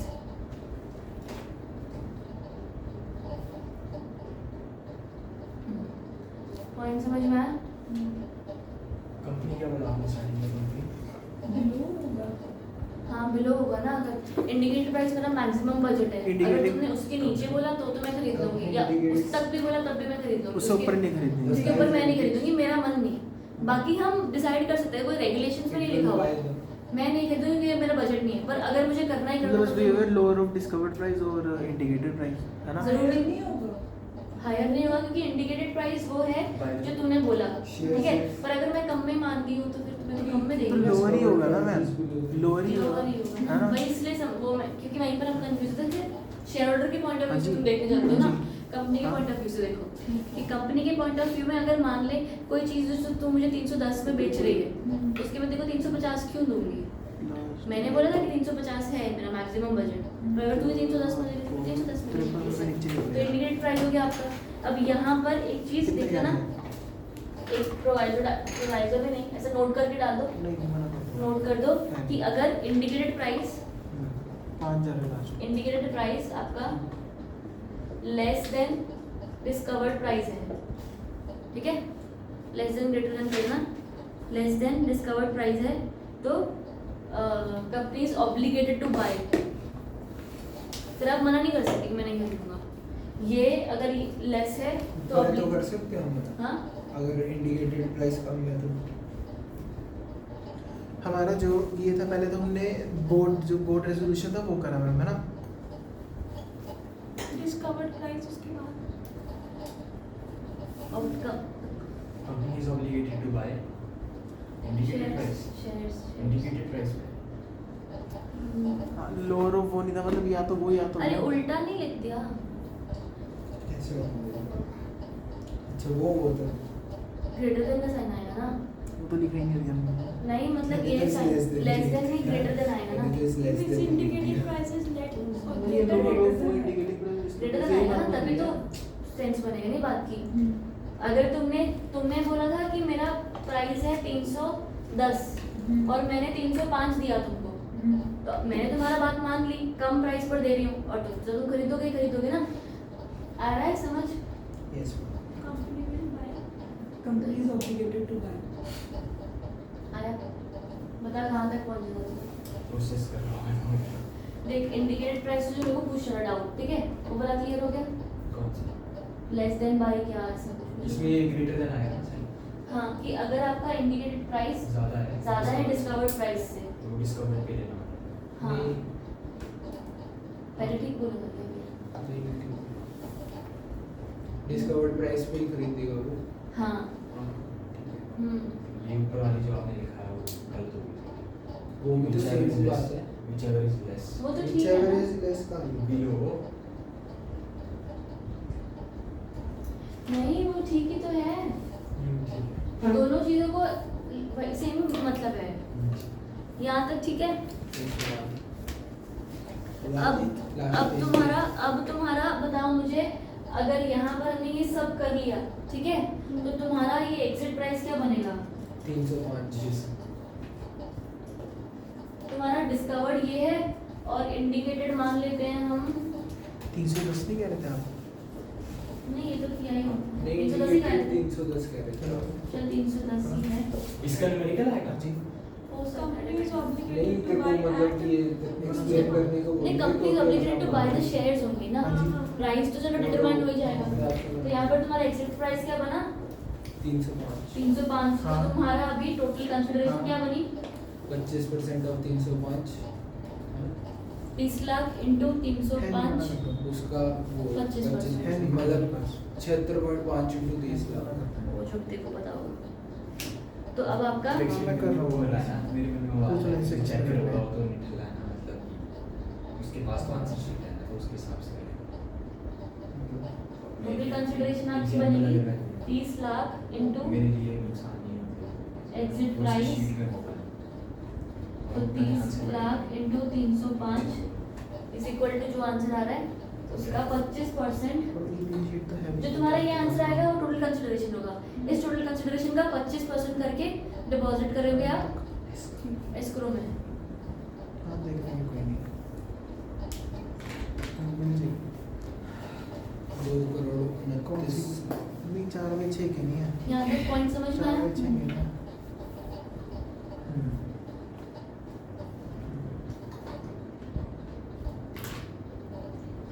अब नीचे और लिख लो, एक और चीज नोट करके लिख लो, एडिशनल नोट है हाँ हाँ एग्जिट। हाँ जी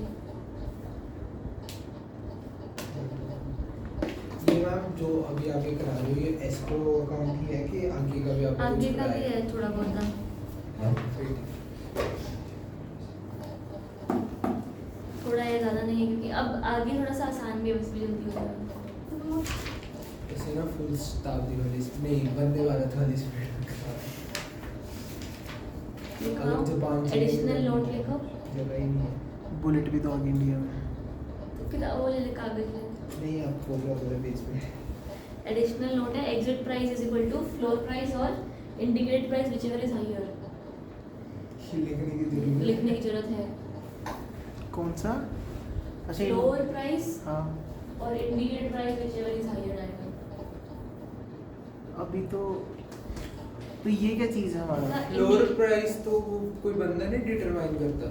रेगुलेशंस के हिसाब से ये क्या चीज़ निकली है हमारी जो इनका हायर होएगा? इंडिकेटेड तो फ्लोर प्राइस तो 300 तभी रुपए मैंने बोला ना ये चीज अंडरस्टैंड। हमने 3 चीजों की तरफ से आपका प्राइस निकाला। एक फ्लोर प्राइस वो हमने ऊपर ही छूट जाएगी क्योंकि वो हाँ। सबसे कम था, बुक बिल्डिंग वाला हो गया, ठीक ठीक है। है। उसके बाद बुक बिल्डिंग वाला तुमने कोड से आया अलग हाँ अलग, डिस्कवर्ड प्राइस जो निकल गया। 305 आया वो डिस्कवर्ड प्राइस हुआ। और उसके बाद एक इंडिकेटेड प्राइस जो आपका अक्वायरर यानी कि कंपनी बोलती है कि इसके ऊपर तो मैं नहीं खरीदूंगा, ठीक है। अगर तुमने डिस्कवर्ड प्राइस नहीं आ रहा है इन केस तो फ्लोर और ये व्हिचएवर इज हायर क्योंकि फिर तो इंडिकेटेड ही हो गया। मान लिया हमने यहाँ पर डिस्कवर्ड और इंडिकेटेड में व्हिचएवर इज लोअर वाला एग्जिट आएगा। हाँ। तो उस तरीके से जो इन्फॉर्मेशन होगी उसमें से तुम्हें निकालना पड़ेगा कि अच्छा हाँ अब यहाँ पर ये वाला आएगा कि वो वाला आएगा। इंडिकेटेड मोस्टली दिया होगा, डिस्कवर्ड कई बार तो नहीं हम भी हो ऐसा सकता। देखेंगे ना कि अगर हम डिस्कवर्ड प्राइस नहीं निकाल पा रहे तब हम देखेंगे कौन सा ज़्यादा है। हाँ इसमें और इसमें व्हिचएवर इज हायर होगा।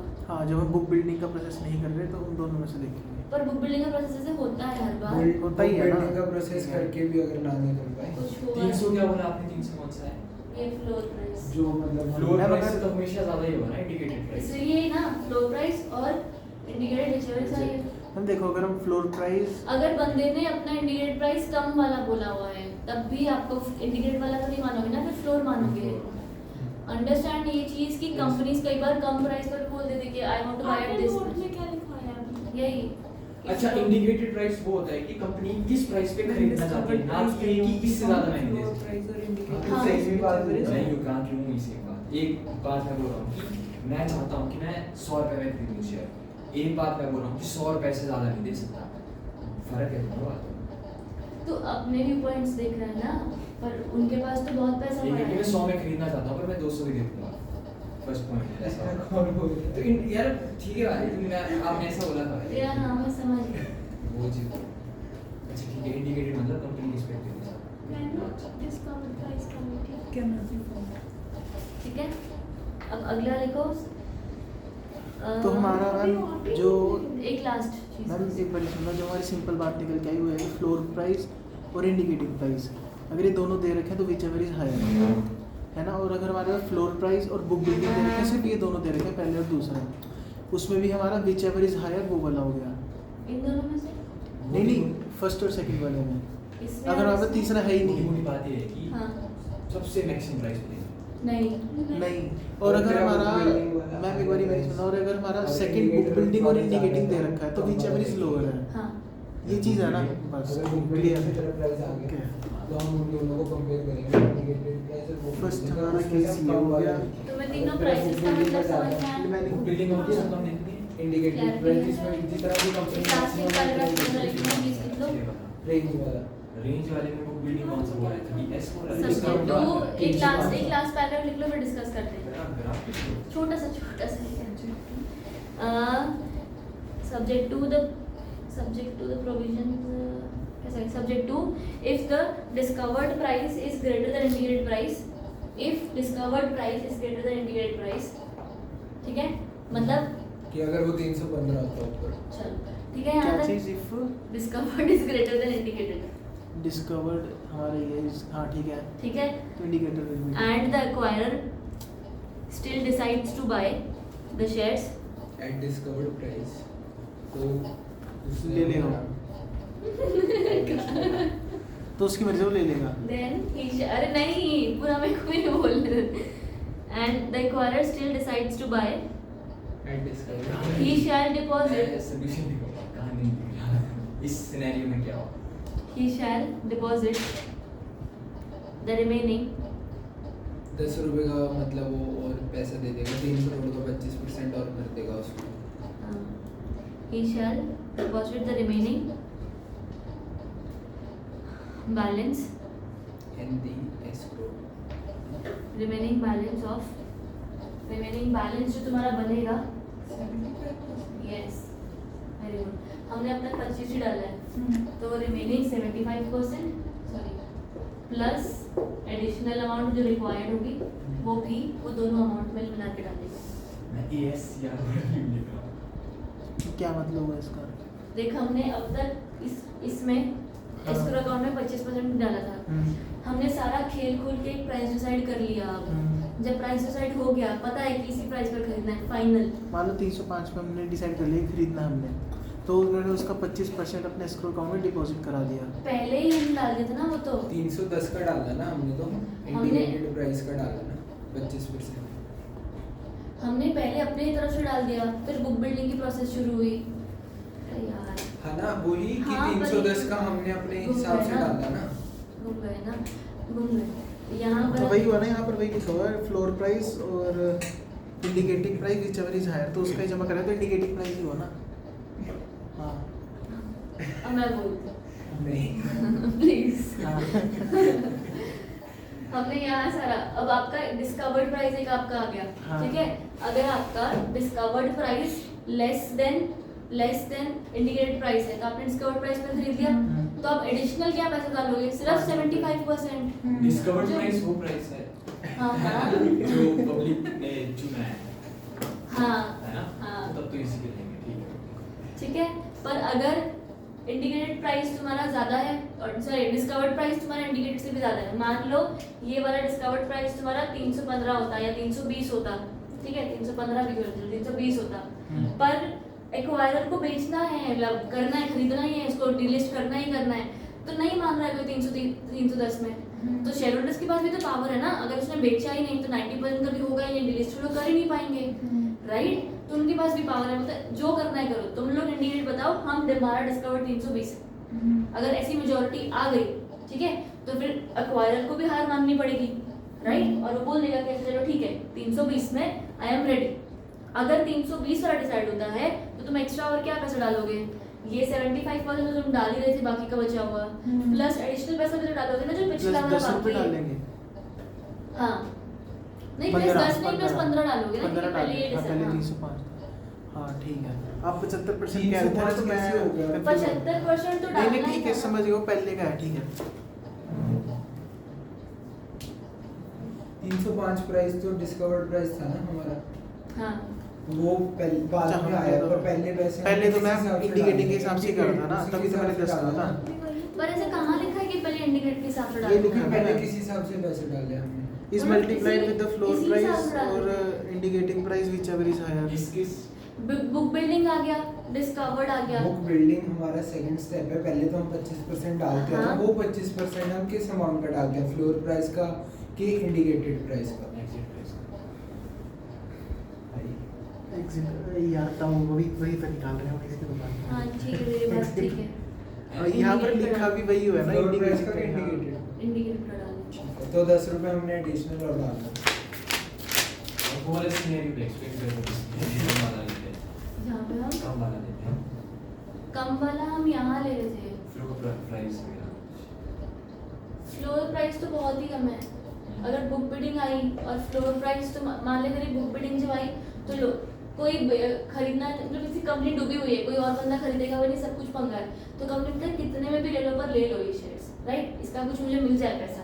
तो मान लो कि डिस्कवर्ड प्राइस तेरा आ रहा है 290, ठीक है, और फ्लोर प्राइस है 300 रुपये, जो as per the regulations of act आया है, फ्लोर प्राइस रेगुलेशंस के हिसाब से आता है, तो फिर 300 पर खरीदा जाए तो फ्लोर प्राइस से नीचे कंपनी नहीं खरीद खरीद ही नहीं सकती। फ्लोर मैं है, ये तो ना मेरे को पता है, मैं बोल रहा हूँ कि ऐसा सिनेरियो जिसमें फ्लोर कम वाला Lower? कम वाले के साथ जा रहे हैं, विच एवरेज लोअर के साथ जा रहे हैं। इंडिकेटेड प्राइस 310 था इन और दोनों में डिस्कवर्ड हमें- 305 था।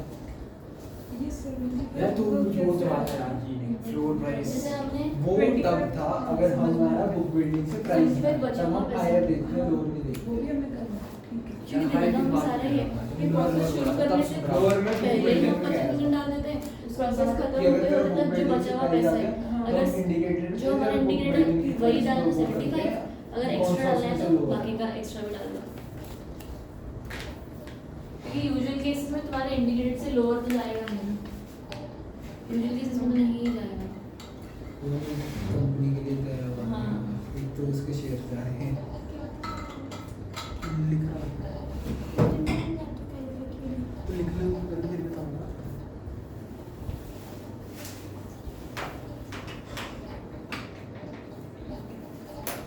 ये escrow account हो गया पूरा? दो घंटे से क्लियर है हमारे। ये सब जो ये सब लिखा है उसकी ठंडा गरम ऐसे मिक्स करेंगे। ओह व्हाट बहुत ठंडा है, तो मैं जल्दी से पी ली, फिर याद आया कि नहीं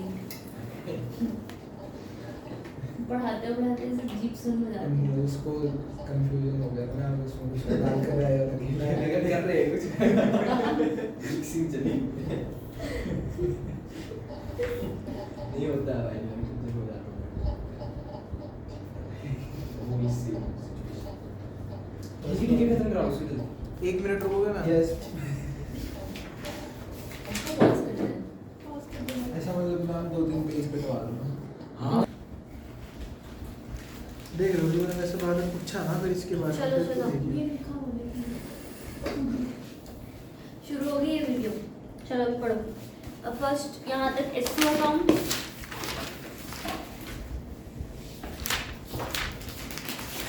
जो यहाँ पर तुम्हारा 75% है वो लिखा हुआ है ना, जिधर 75% और बैलेंस वाले तो और पैसा डालना है, लास्ट जो पॉइंट था, जो हमने लिखा है। हाँ हाँ जी। वहाँ पर लिख दो बिफोर DPA, ये क्या डीपी है? डिटेल्ड अप्रूवल, DPA लिखो, DPA आ गई है। Detailed public announcement.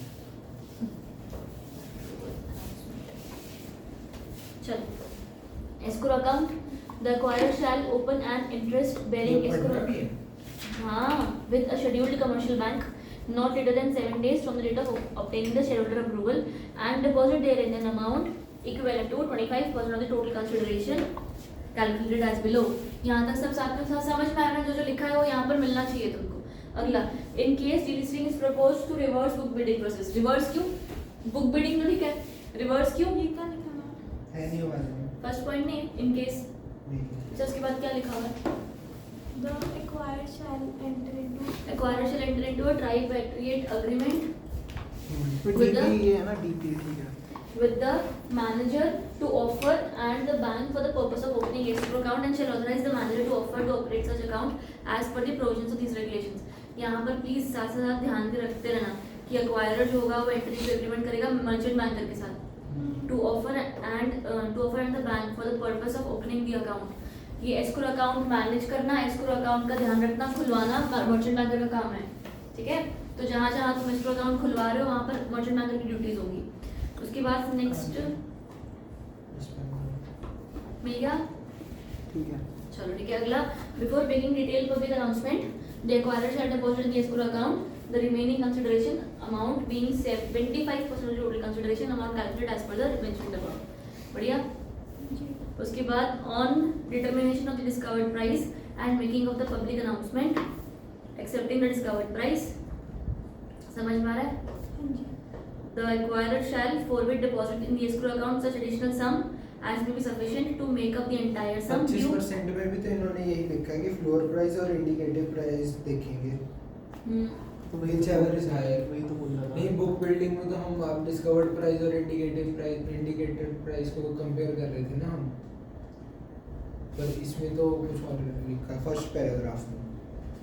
पहले जो पढ़ के आए हैं, जो पहले नहीं अब वो तो पहले के बारे में लिखा है ना, इंडिकेटेड के बारे में लिखा है ना। 25% ऑफ किसका डाल रहे थे आप पैसा? 25% टोटल कंसिडरेशन। कहीं पर भी टोटल ही लिखा हुआ है ना, कहीं पर भी और तो कुछ लिखा ही नहीं हुआ है। अब बचा हुआ 75 भी डाल दिया। हाँ, फिर एडिशनल भी डाल दिया, टोटल भी डाल दिया। वो अब क्योंकि अगर कम डाला था पहले और बाद में डिस्कवर्ड आया है कुछ एक्स्ट्रा पैसा डालना है तो तुमने वो भी डाल दिया, तो एडिशनल 75 डाल दिया। Sum as may be sufficient to make up the entire sum due and payable as consideration in respect of equity shares outstanding with the public shareholders। Point समझ में आया कि बाकी का अपने एडिशनल यहाँ से हमने कहा था कि अगर आपका एक्स्ट्रा पैसा डलता है तो आप एक्स्ट्रा भी डाल दोगे 75% प्लस एडिशनल कुछ और अमाउंट होगा तो to make up the entire sum which is to be paid. किसको? अच्छा, अगर हम पहले एक्स्ट्रा डाल देते हैं, पहले एक्स्ट्रा नहीं डाल रहे बच्चे, पहले हमने मान ले पहले इंडिकेट कम प्राइस डाल रहे थे। हाँ, हाँ, और अगर हमने पहले ही ज्यादा डाल दिया जैसे हाँ, तो ठीक है, डिविडेंड पड़ा में, रहेगा। अच्छा वो पड़ेगा, उसके बाद भी उन्हें 75% डालना ही पड़ेगा। फिर उसको 75 पूरा कर 75 दिया। अच्छा, उसका 75 कर दो, पूरा हाँ। कर देंगे। ठीक है, ठीक है। हाँ। Okay. Now next, in case of failure of the delisting offer 99% यानी कि 99%। 99। अच्छा वो नहीं है ना तुमको, काट देंगे। ये वाला जो पैराग्राफ है ना ये कट कर दो। हाँ, कौन सा लास्ट वाला? इन केस ऑफ फेलियर वाला और कुछ भी उसमें हाँ, check है। लास्ट वाला चिप्स भी हैं, चिप्स कौन से मैंने एक ही ब्लू वाली। वीडियो कोई बात नहीं, सॉरी ब्रो, जब तक बच्चे के ना खा रहे हैं। हमने छोड़ा कहाँ था? ये डिटेल्ड पब्लिक अनाउंसमेंट से करना है। UPA Acquirer shall within 1 working day from date of receipt of in principle approval for delisting of the equity shares from the recognized stock exchange make a detailed public announcement in at least one English या Kannada newspaper Hindi English vernacular। ठीक है, एक दिन के अंदर अंदर सब कुछ एक दिन में हो जाएगा। प्रिंसिपल अप्रूवल आया एक दिन में, डीपीए वाला आ जाएगा एक ही दिन में, तुम्हारा नेक्स्ट आ गया। देखो लेटर ऑफ ऑफर और ये सब एक ही दिन में जा रहा है। फर्स्ट दिन में डीपीए देन 30, ठीक है, बढ़िया। नेक्स्ट वाला, real public announcement shall contain all material information including the information whatever in the schedule 1, कुछ भी गलत नहीं लिखा होना चाहिए। अगला, the detailed public announcement shall also specify date being a date not later than 1 working day from the date of detailed public announcement which shall be the specified date for determining the name of the shareholders।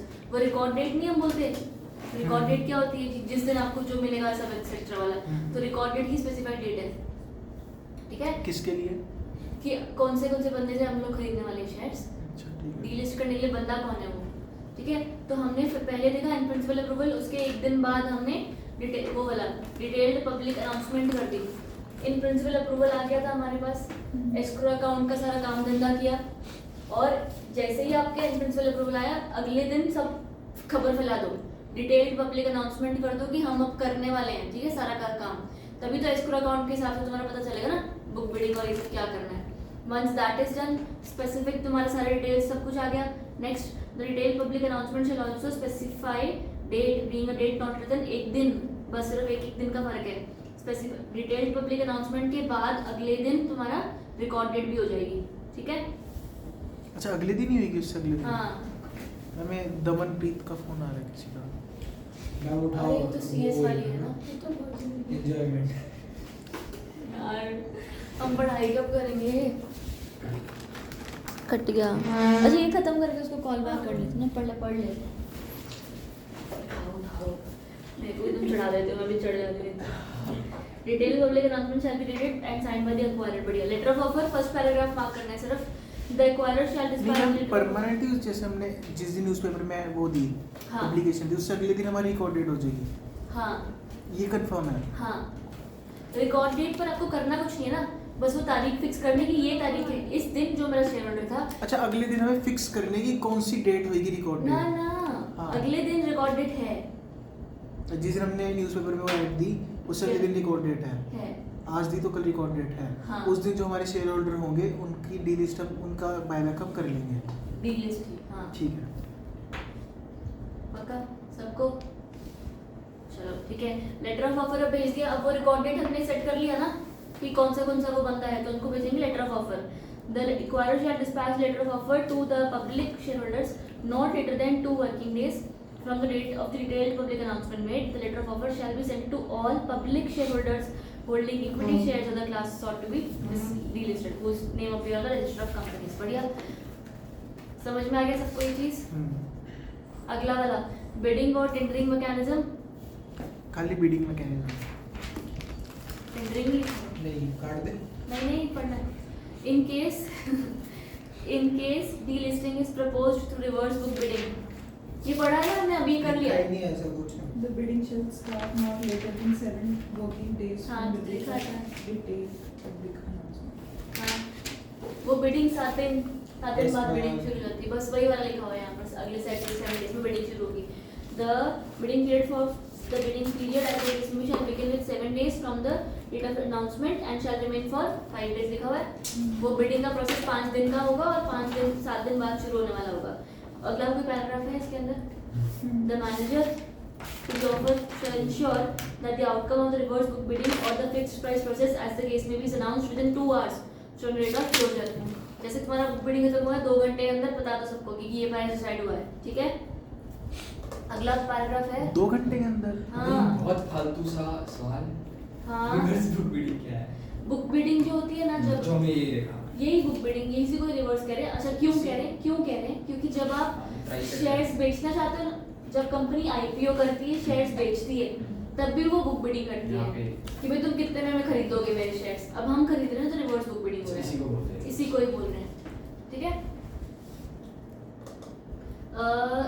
Last वाला paragraph में ये जो third bidding last value होगी हमारी discovery price है ना। हाँ, regulation was made, मिला? The regulations were made of the success of failure fixed whatever price district तुम्हारा हो गया।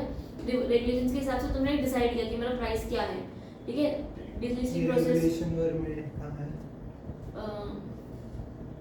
लास्ट पैराग्राफ की third line, regulation 15(1) of these regulations है नहीं है। failure of the fixed delisting price कुछ भी नहीं नहीं है। Last failure of the reverse book दो पैराग्राफ है टोटल। डिस्क्लोजर द सक्सेस और failure of the reverse book building process along with the ये तो डिस्कवरी सेकंड प्राइस। पैराग्राफ में हो गया ना भाई। हां तो और कौन सा? इसके नहीं, बाद वही है- वाला है, वही वाला पढ़ो ना। उस तुम्हारा वाला मेरा थर्ड है, तुम्हारा सेकंड पैराग्राफ में है वो सब।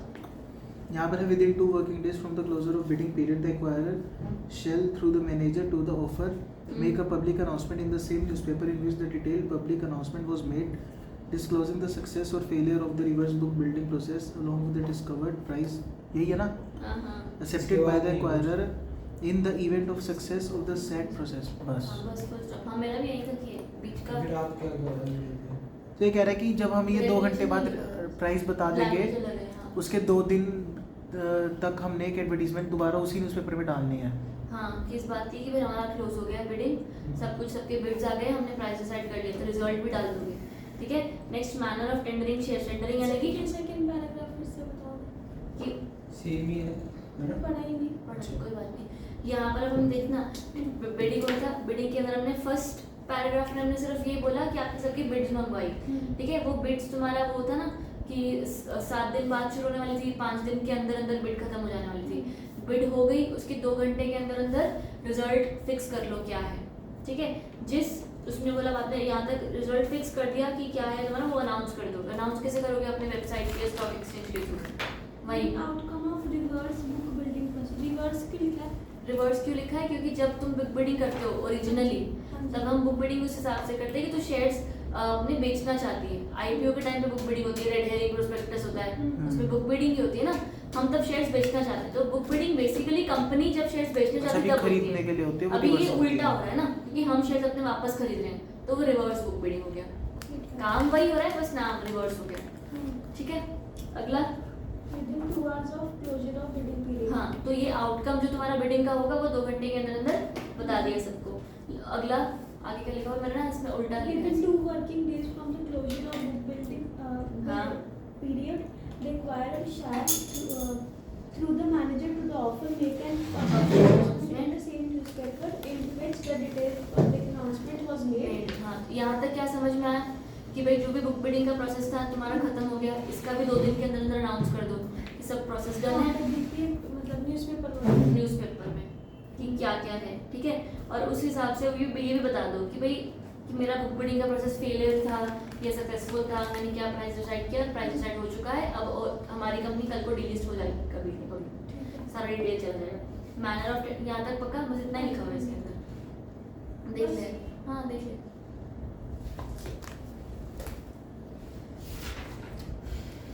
ठीक है। मैनर ऑफ टेंडरिंग शेयर्स, वो यानी कि इक्विटी शेयर्स वाले जो कैसे कैसे अपने शेयर्स ऑफर करते हैं, बस एक तरीका होता है, regulations as per the regulations करके छोड़ देना। अगला, right of share holder to participate in delisting process.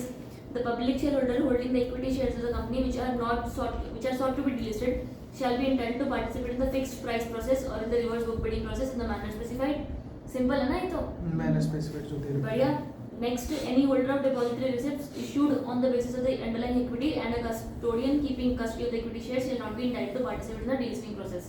कौन कौन प्रोसेस में पार्टिसिपेट नहीं करेगा? कोई भी बंदा जो होल्डर ऑफ डिपॉजिटरी रिसिप्ट है।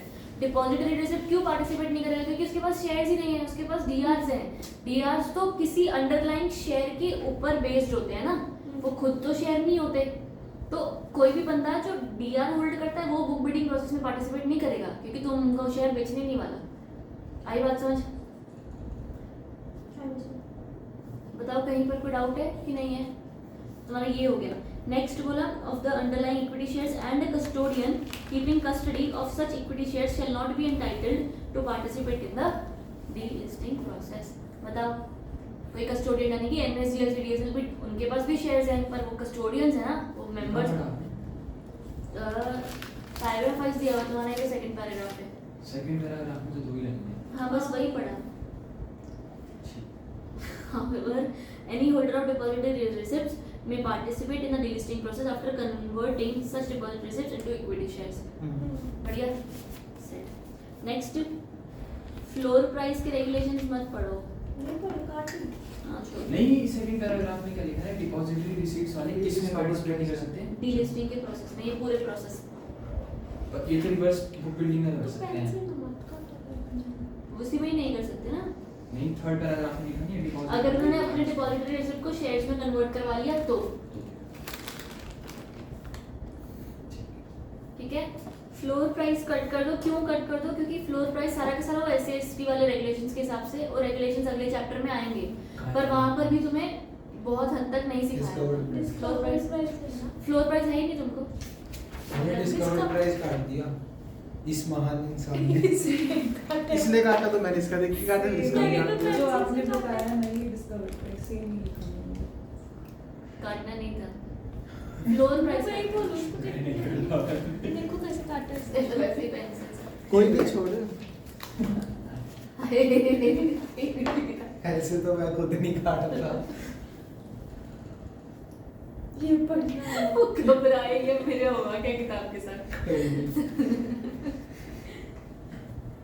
काट नहीं है। क्या लिखा है? कट गया। मैं अपने लिए लिख देता हूँ। काटे हो काटे।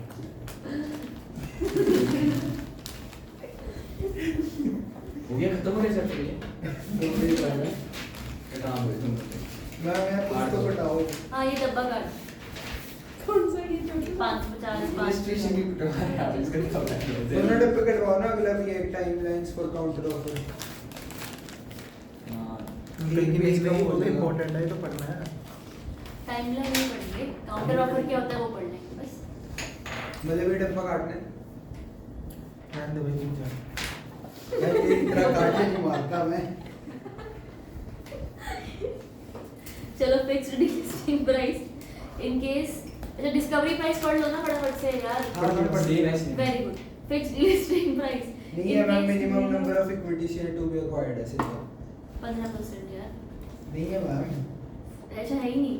Minimum number of equity shares to be acquired 90%। First paragraph में ए वाले पॉइंट में लास्ट लाइन में इतना तो एक्वायर करोगे, अगर नहीं हुआ तो सारा वापस करना पड़ेगा पैसा। Total issued shares of that class including the following, क्या अगर shares of which are held as a custodian and agent and against which depository receipts have been issued overseas, shares held at trust, ये तो shares held as inactive share holders, ये वाले जो बंदे होंगे ठीक है, इनको इनके काउंट नहीं करेंगे। इनको नहीं गिनना है 90% में। क्यों नहीं गिनना? क्योंकि इनका तो ऑलरेडी वो रखा है ना, इनको ये फ्री फ्लोट नहीं है। अगर तुम्हें समझ में आता है तो सिर्फ फ्री फ्लोट वाले आएंगे। पॉइंट समझ में आ रहे? ये अगर कस्टोडियन के पास है तो नहीं, अगर ट्रस्ट के पास है तो नहीं, और अगर इनएक्टिव शेयर होल्डर के पास तब भी नहीं। ठीक है, बताओ। Option B, accept or reject the discovered price or counter price. The acquirer shall be bound to accept the equity shares tendered or offered in the delisting offer if the discovered price determined through the reverse book bidding process is equal to the floor price or the indicated price if any offered by the acquirer. बताओ। अभी मैंने obligated to buy same लिखा हुआ है। The acquirer shall be bound to accept the equity shares at the indicated price if any offered by the acquirer even if the price determined through reverse book bidding। मैं से पहले ही पढ़ लेती हूँ। Yes ma'am, failure of offer काट दे। Sir, failure over काट दे सही में। ये डब्बा के भी अगला पॉइंट भी इसका क्या तुमने काट दिया? नहीं काटना था। जो इसने काटा वो मैंने नहीं काटा, जो मैंने काटा वो उसने नहीं काटा। बताओ किसका कटा? क्या काटना है? किसका सही में कटा वो बताओ। आप फिर जल्दी कर लो। वेट, एक बार चार्ट पढ़ लो। चार्ट पढ़ लो। तेरा कटा है। चार्ट पढ़ तो सही, एक बंदे को आता है ये भी, और अगला वाला काट। क्या है ये? 1 2 का काटना ही था सारा। कुछ है इसमें? कटने के बाद ऐसे ही होता है। इतना सारा क्यों काटता है लेकिन? मन करता है, संतुष्टि मिलती है उसको ना। मेरे को अपनी बुक ना साफ सुथरी पसंद नहीं है, थोड़ा होना चाहिए उसमें। Payment upon success of the offer, second वाला पॉइंट पढ़ो। पहले काट दे। कुछ मत काटो, पहले पढ़ो second. In case the discovered price or the price, if any, offered by the acquirer is higher than the floor price or the indicated price, as the case may be, the payment shall be made within 5 working days from the date of public announcement. कि कहाँ अगर पर discovered जाना है? Price indicated price से higher है तो हम फ्लोर प्राइस और इंडिकेटेड प्राइस को कंपेयर कर लेंगे, उसमें से जो हायर होगा उसकी पेमेंट हम 5 दिन में करा देंगे, है ना? कहाँ पर पढ़ रहे हैं? Second point, payment upon success of offer, है नहीं? पहला कब पढ़ा? पहले पहला तो पढ़ा पढ़ रहे रहे हैं। काटना है? नहीं, यहाँ अभी तक पढ़ना समझ- है? हाँ, अब पढ़ो first. In case discovered price is equal to floor price or indicated price, or in case of acquirer is bound to accept the equity shares in the delisting offer, any payment shall be made through the secondary वो आपने note लिखवाया था secondary कि market। उसकी obligation बन जाती है। हाँ, पर यहाँ पर सेकेंडरी मार्केट सेटलमेंट मैकेनिज्म है ना, इस मैकेनिज्म के बारे में तुमको नहीं आता है। सेकेंडरी मार्केट सेटलमेंट ये सब क्या होता है, तो यहाँ पर भी payment made as per the provisions कर देना। होता क्या है ऐसे? इससे नहीं है, वो पूरा प्राइसिंग कंडीशन है, सारी चीज़ें नहीं पता। मतलब नेक्स्ट के 2 पॉइंट काटने हैं? कौन से 2 पॉइंट है और पहला क्या? नहीं काटना ही नहीं है। एक्वायरर अगर आपने पेमेंट नहीं करी, ये पेमेंट करी थी ना, सब कुछ सेट हो गया तो पेमेंट भी तो करो ना, लोगों को बाय बैक करो। डीलिस्टिंग हो रही तो पेमेंट जाएगी, बुक बिल्डिंग सब कुछ हो गया, प्राइस सेट हो गया तो पेमेंट शुरू होगी। पेमेंट करनी तुम्हें 5 दिन में था, सेकंड पॉइंट में पढ़ा था हमने। हाँ जी। तो जो पेमेंट अगर 5 दिन में नहीं करी तो इंटरेस्ट रेट लगेगा 10% पर। However, in case delay was not attributed to the act or omission of the acquirer or caused due to circumstances beyond control, तो कोई बात नहीं, इंटरेस्ट माना भी जा सकता है।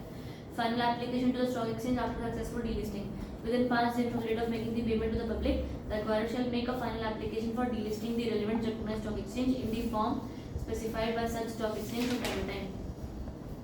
बाकी सारी डिटेल्स के साथ सब कुछ सबमिट कर दो। आगे समझ? बस उतना काफी है।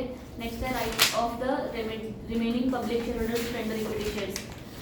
डीलिस्टिंग हो गया ना, सब कुछ हो गया। अब बहुत सारे लोग थे, 90% तक था कि भाई करना ही पड़ेगा, बाकी के 10% जिन्होंने नहीं दिए शेयर्स, अब उनको थोड़ा फोमो हो रहा है कि हम रह गए, हम भी बनते बेच हुए दिए।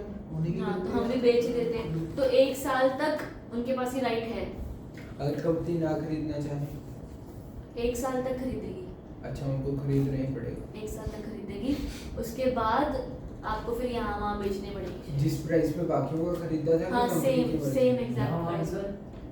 तो हाँ, फिर यहाँ इसमें मतलब यहाँ मतलब ट्रेडिंग करनी पड़ेगी फिर। अच्छा वो उसी में है स्टॉक। अभी तो खरीद, हाँ उन्होंने, तो वो तो कंपनी को क्यों खरीदना पड़ेगा, गलती तो उनकी है ना। पर उनका डीलिस्टिंग का टेंशन है ही ना। अच्छा पर डेलीज तो वो वैसे भी हो जाएंगे अगर ना भी मिले, कंपनी के तो पैसे ही बचेंगे। हाँ, पर फिर भी शेयर होल्डर की भी बात है ना। भाई हमेशा ना शेयर होल्डर की तरफ से नहीं जाती है उसमें। The remaining public shareholder whose shares were either not accepted or were not tendered or at all during the bidding process shall have the right to tender their equity shares for a minimum period of 1 year from the date of delisting. ठीक है? बाकी ये जो हम पढ़कर आए हैं उसी को हेडिंग का फ्लो चार्ट है। मैंने क्या मांगा? the payment of consideration shall be balance पे से पैसा लाएगा, अगर पैसे बचे होंगे अगर उनके बैलेंस हुआ नहीं हुआ आगे तो क्योंकि होगा ये पैसा 99% से, क्योंकि ऐसा बोलते हैं जो एक हमने पॉइंट मुझे छोड़ा था। मैंने कुछ हाँ, एक पॉइंट हमने मुझे छोड़ भी दिया था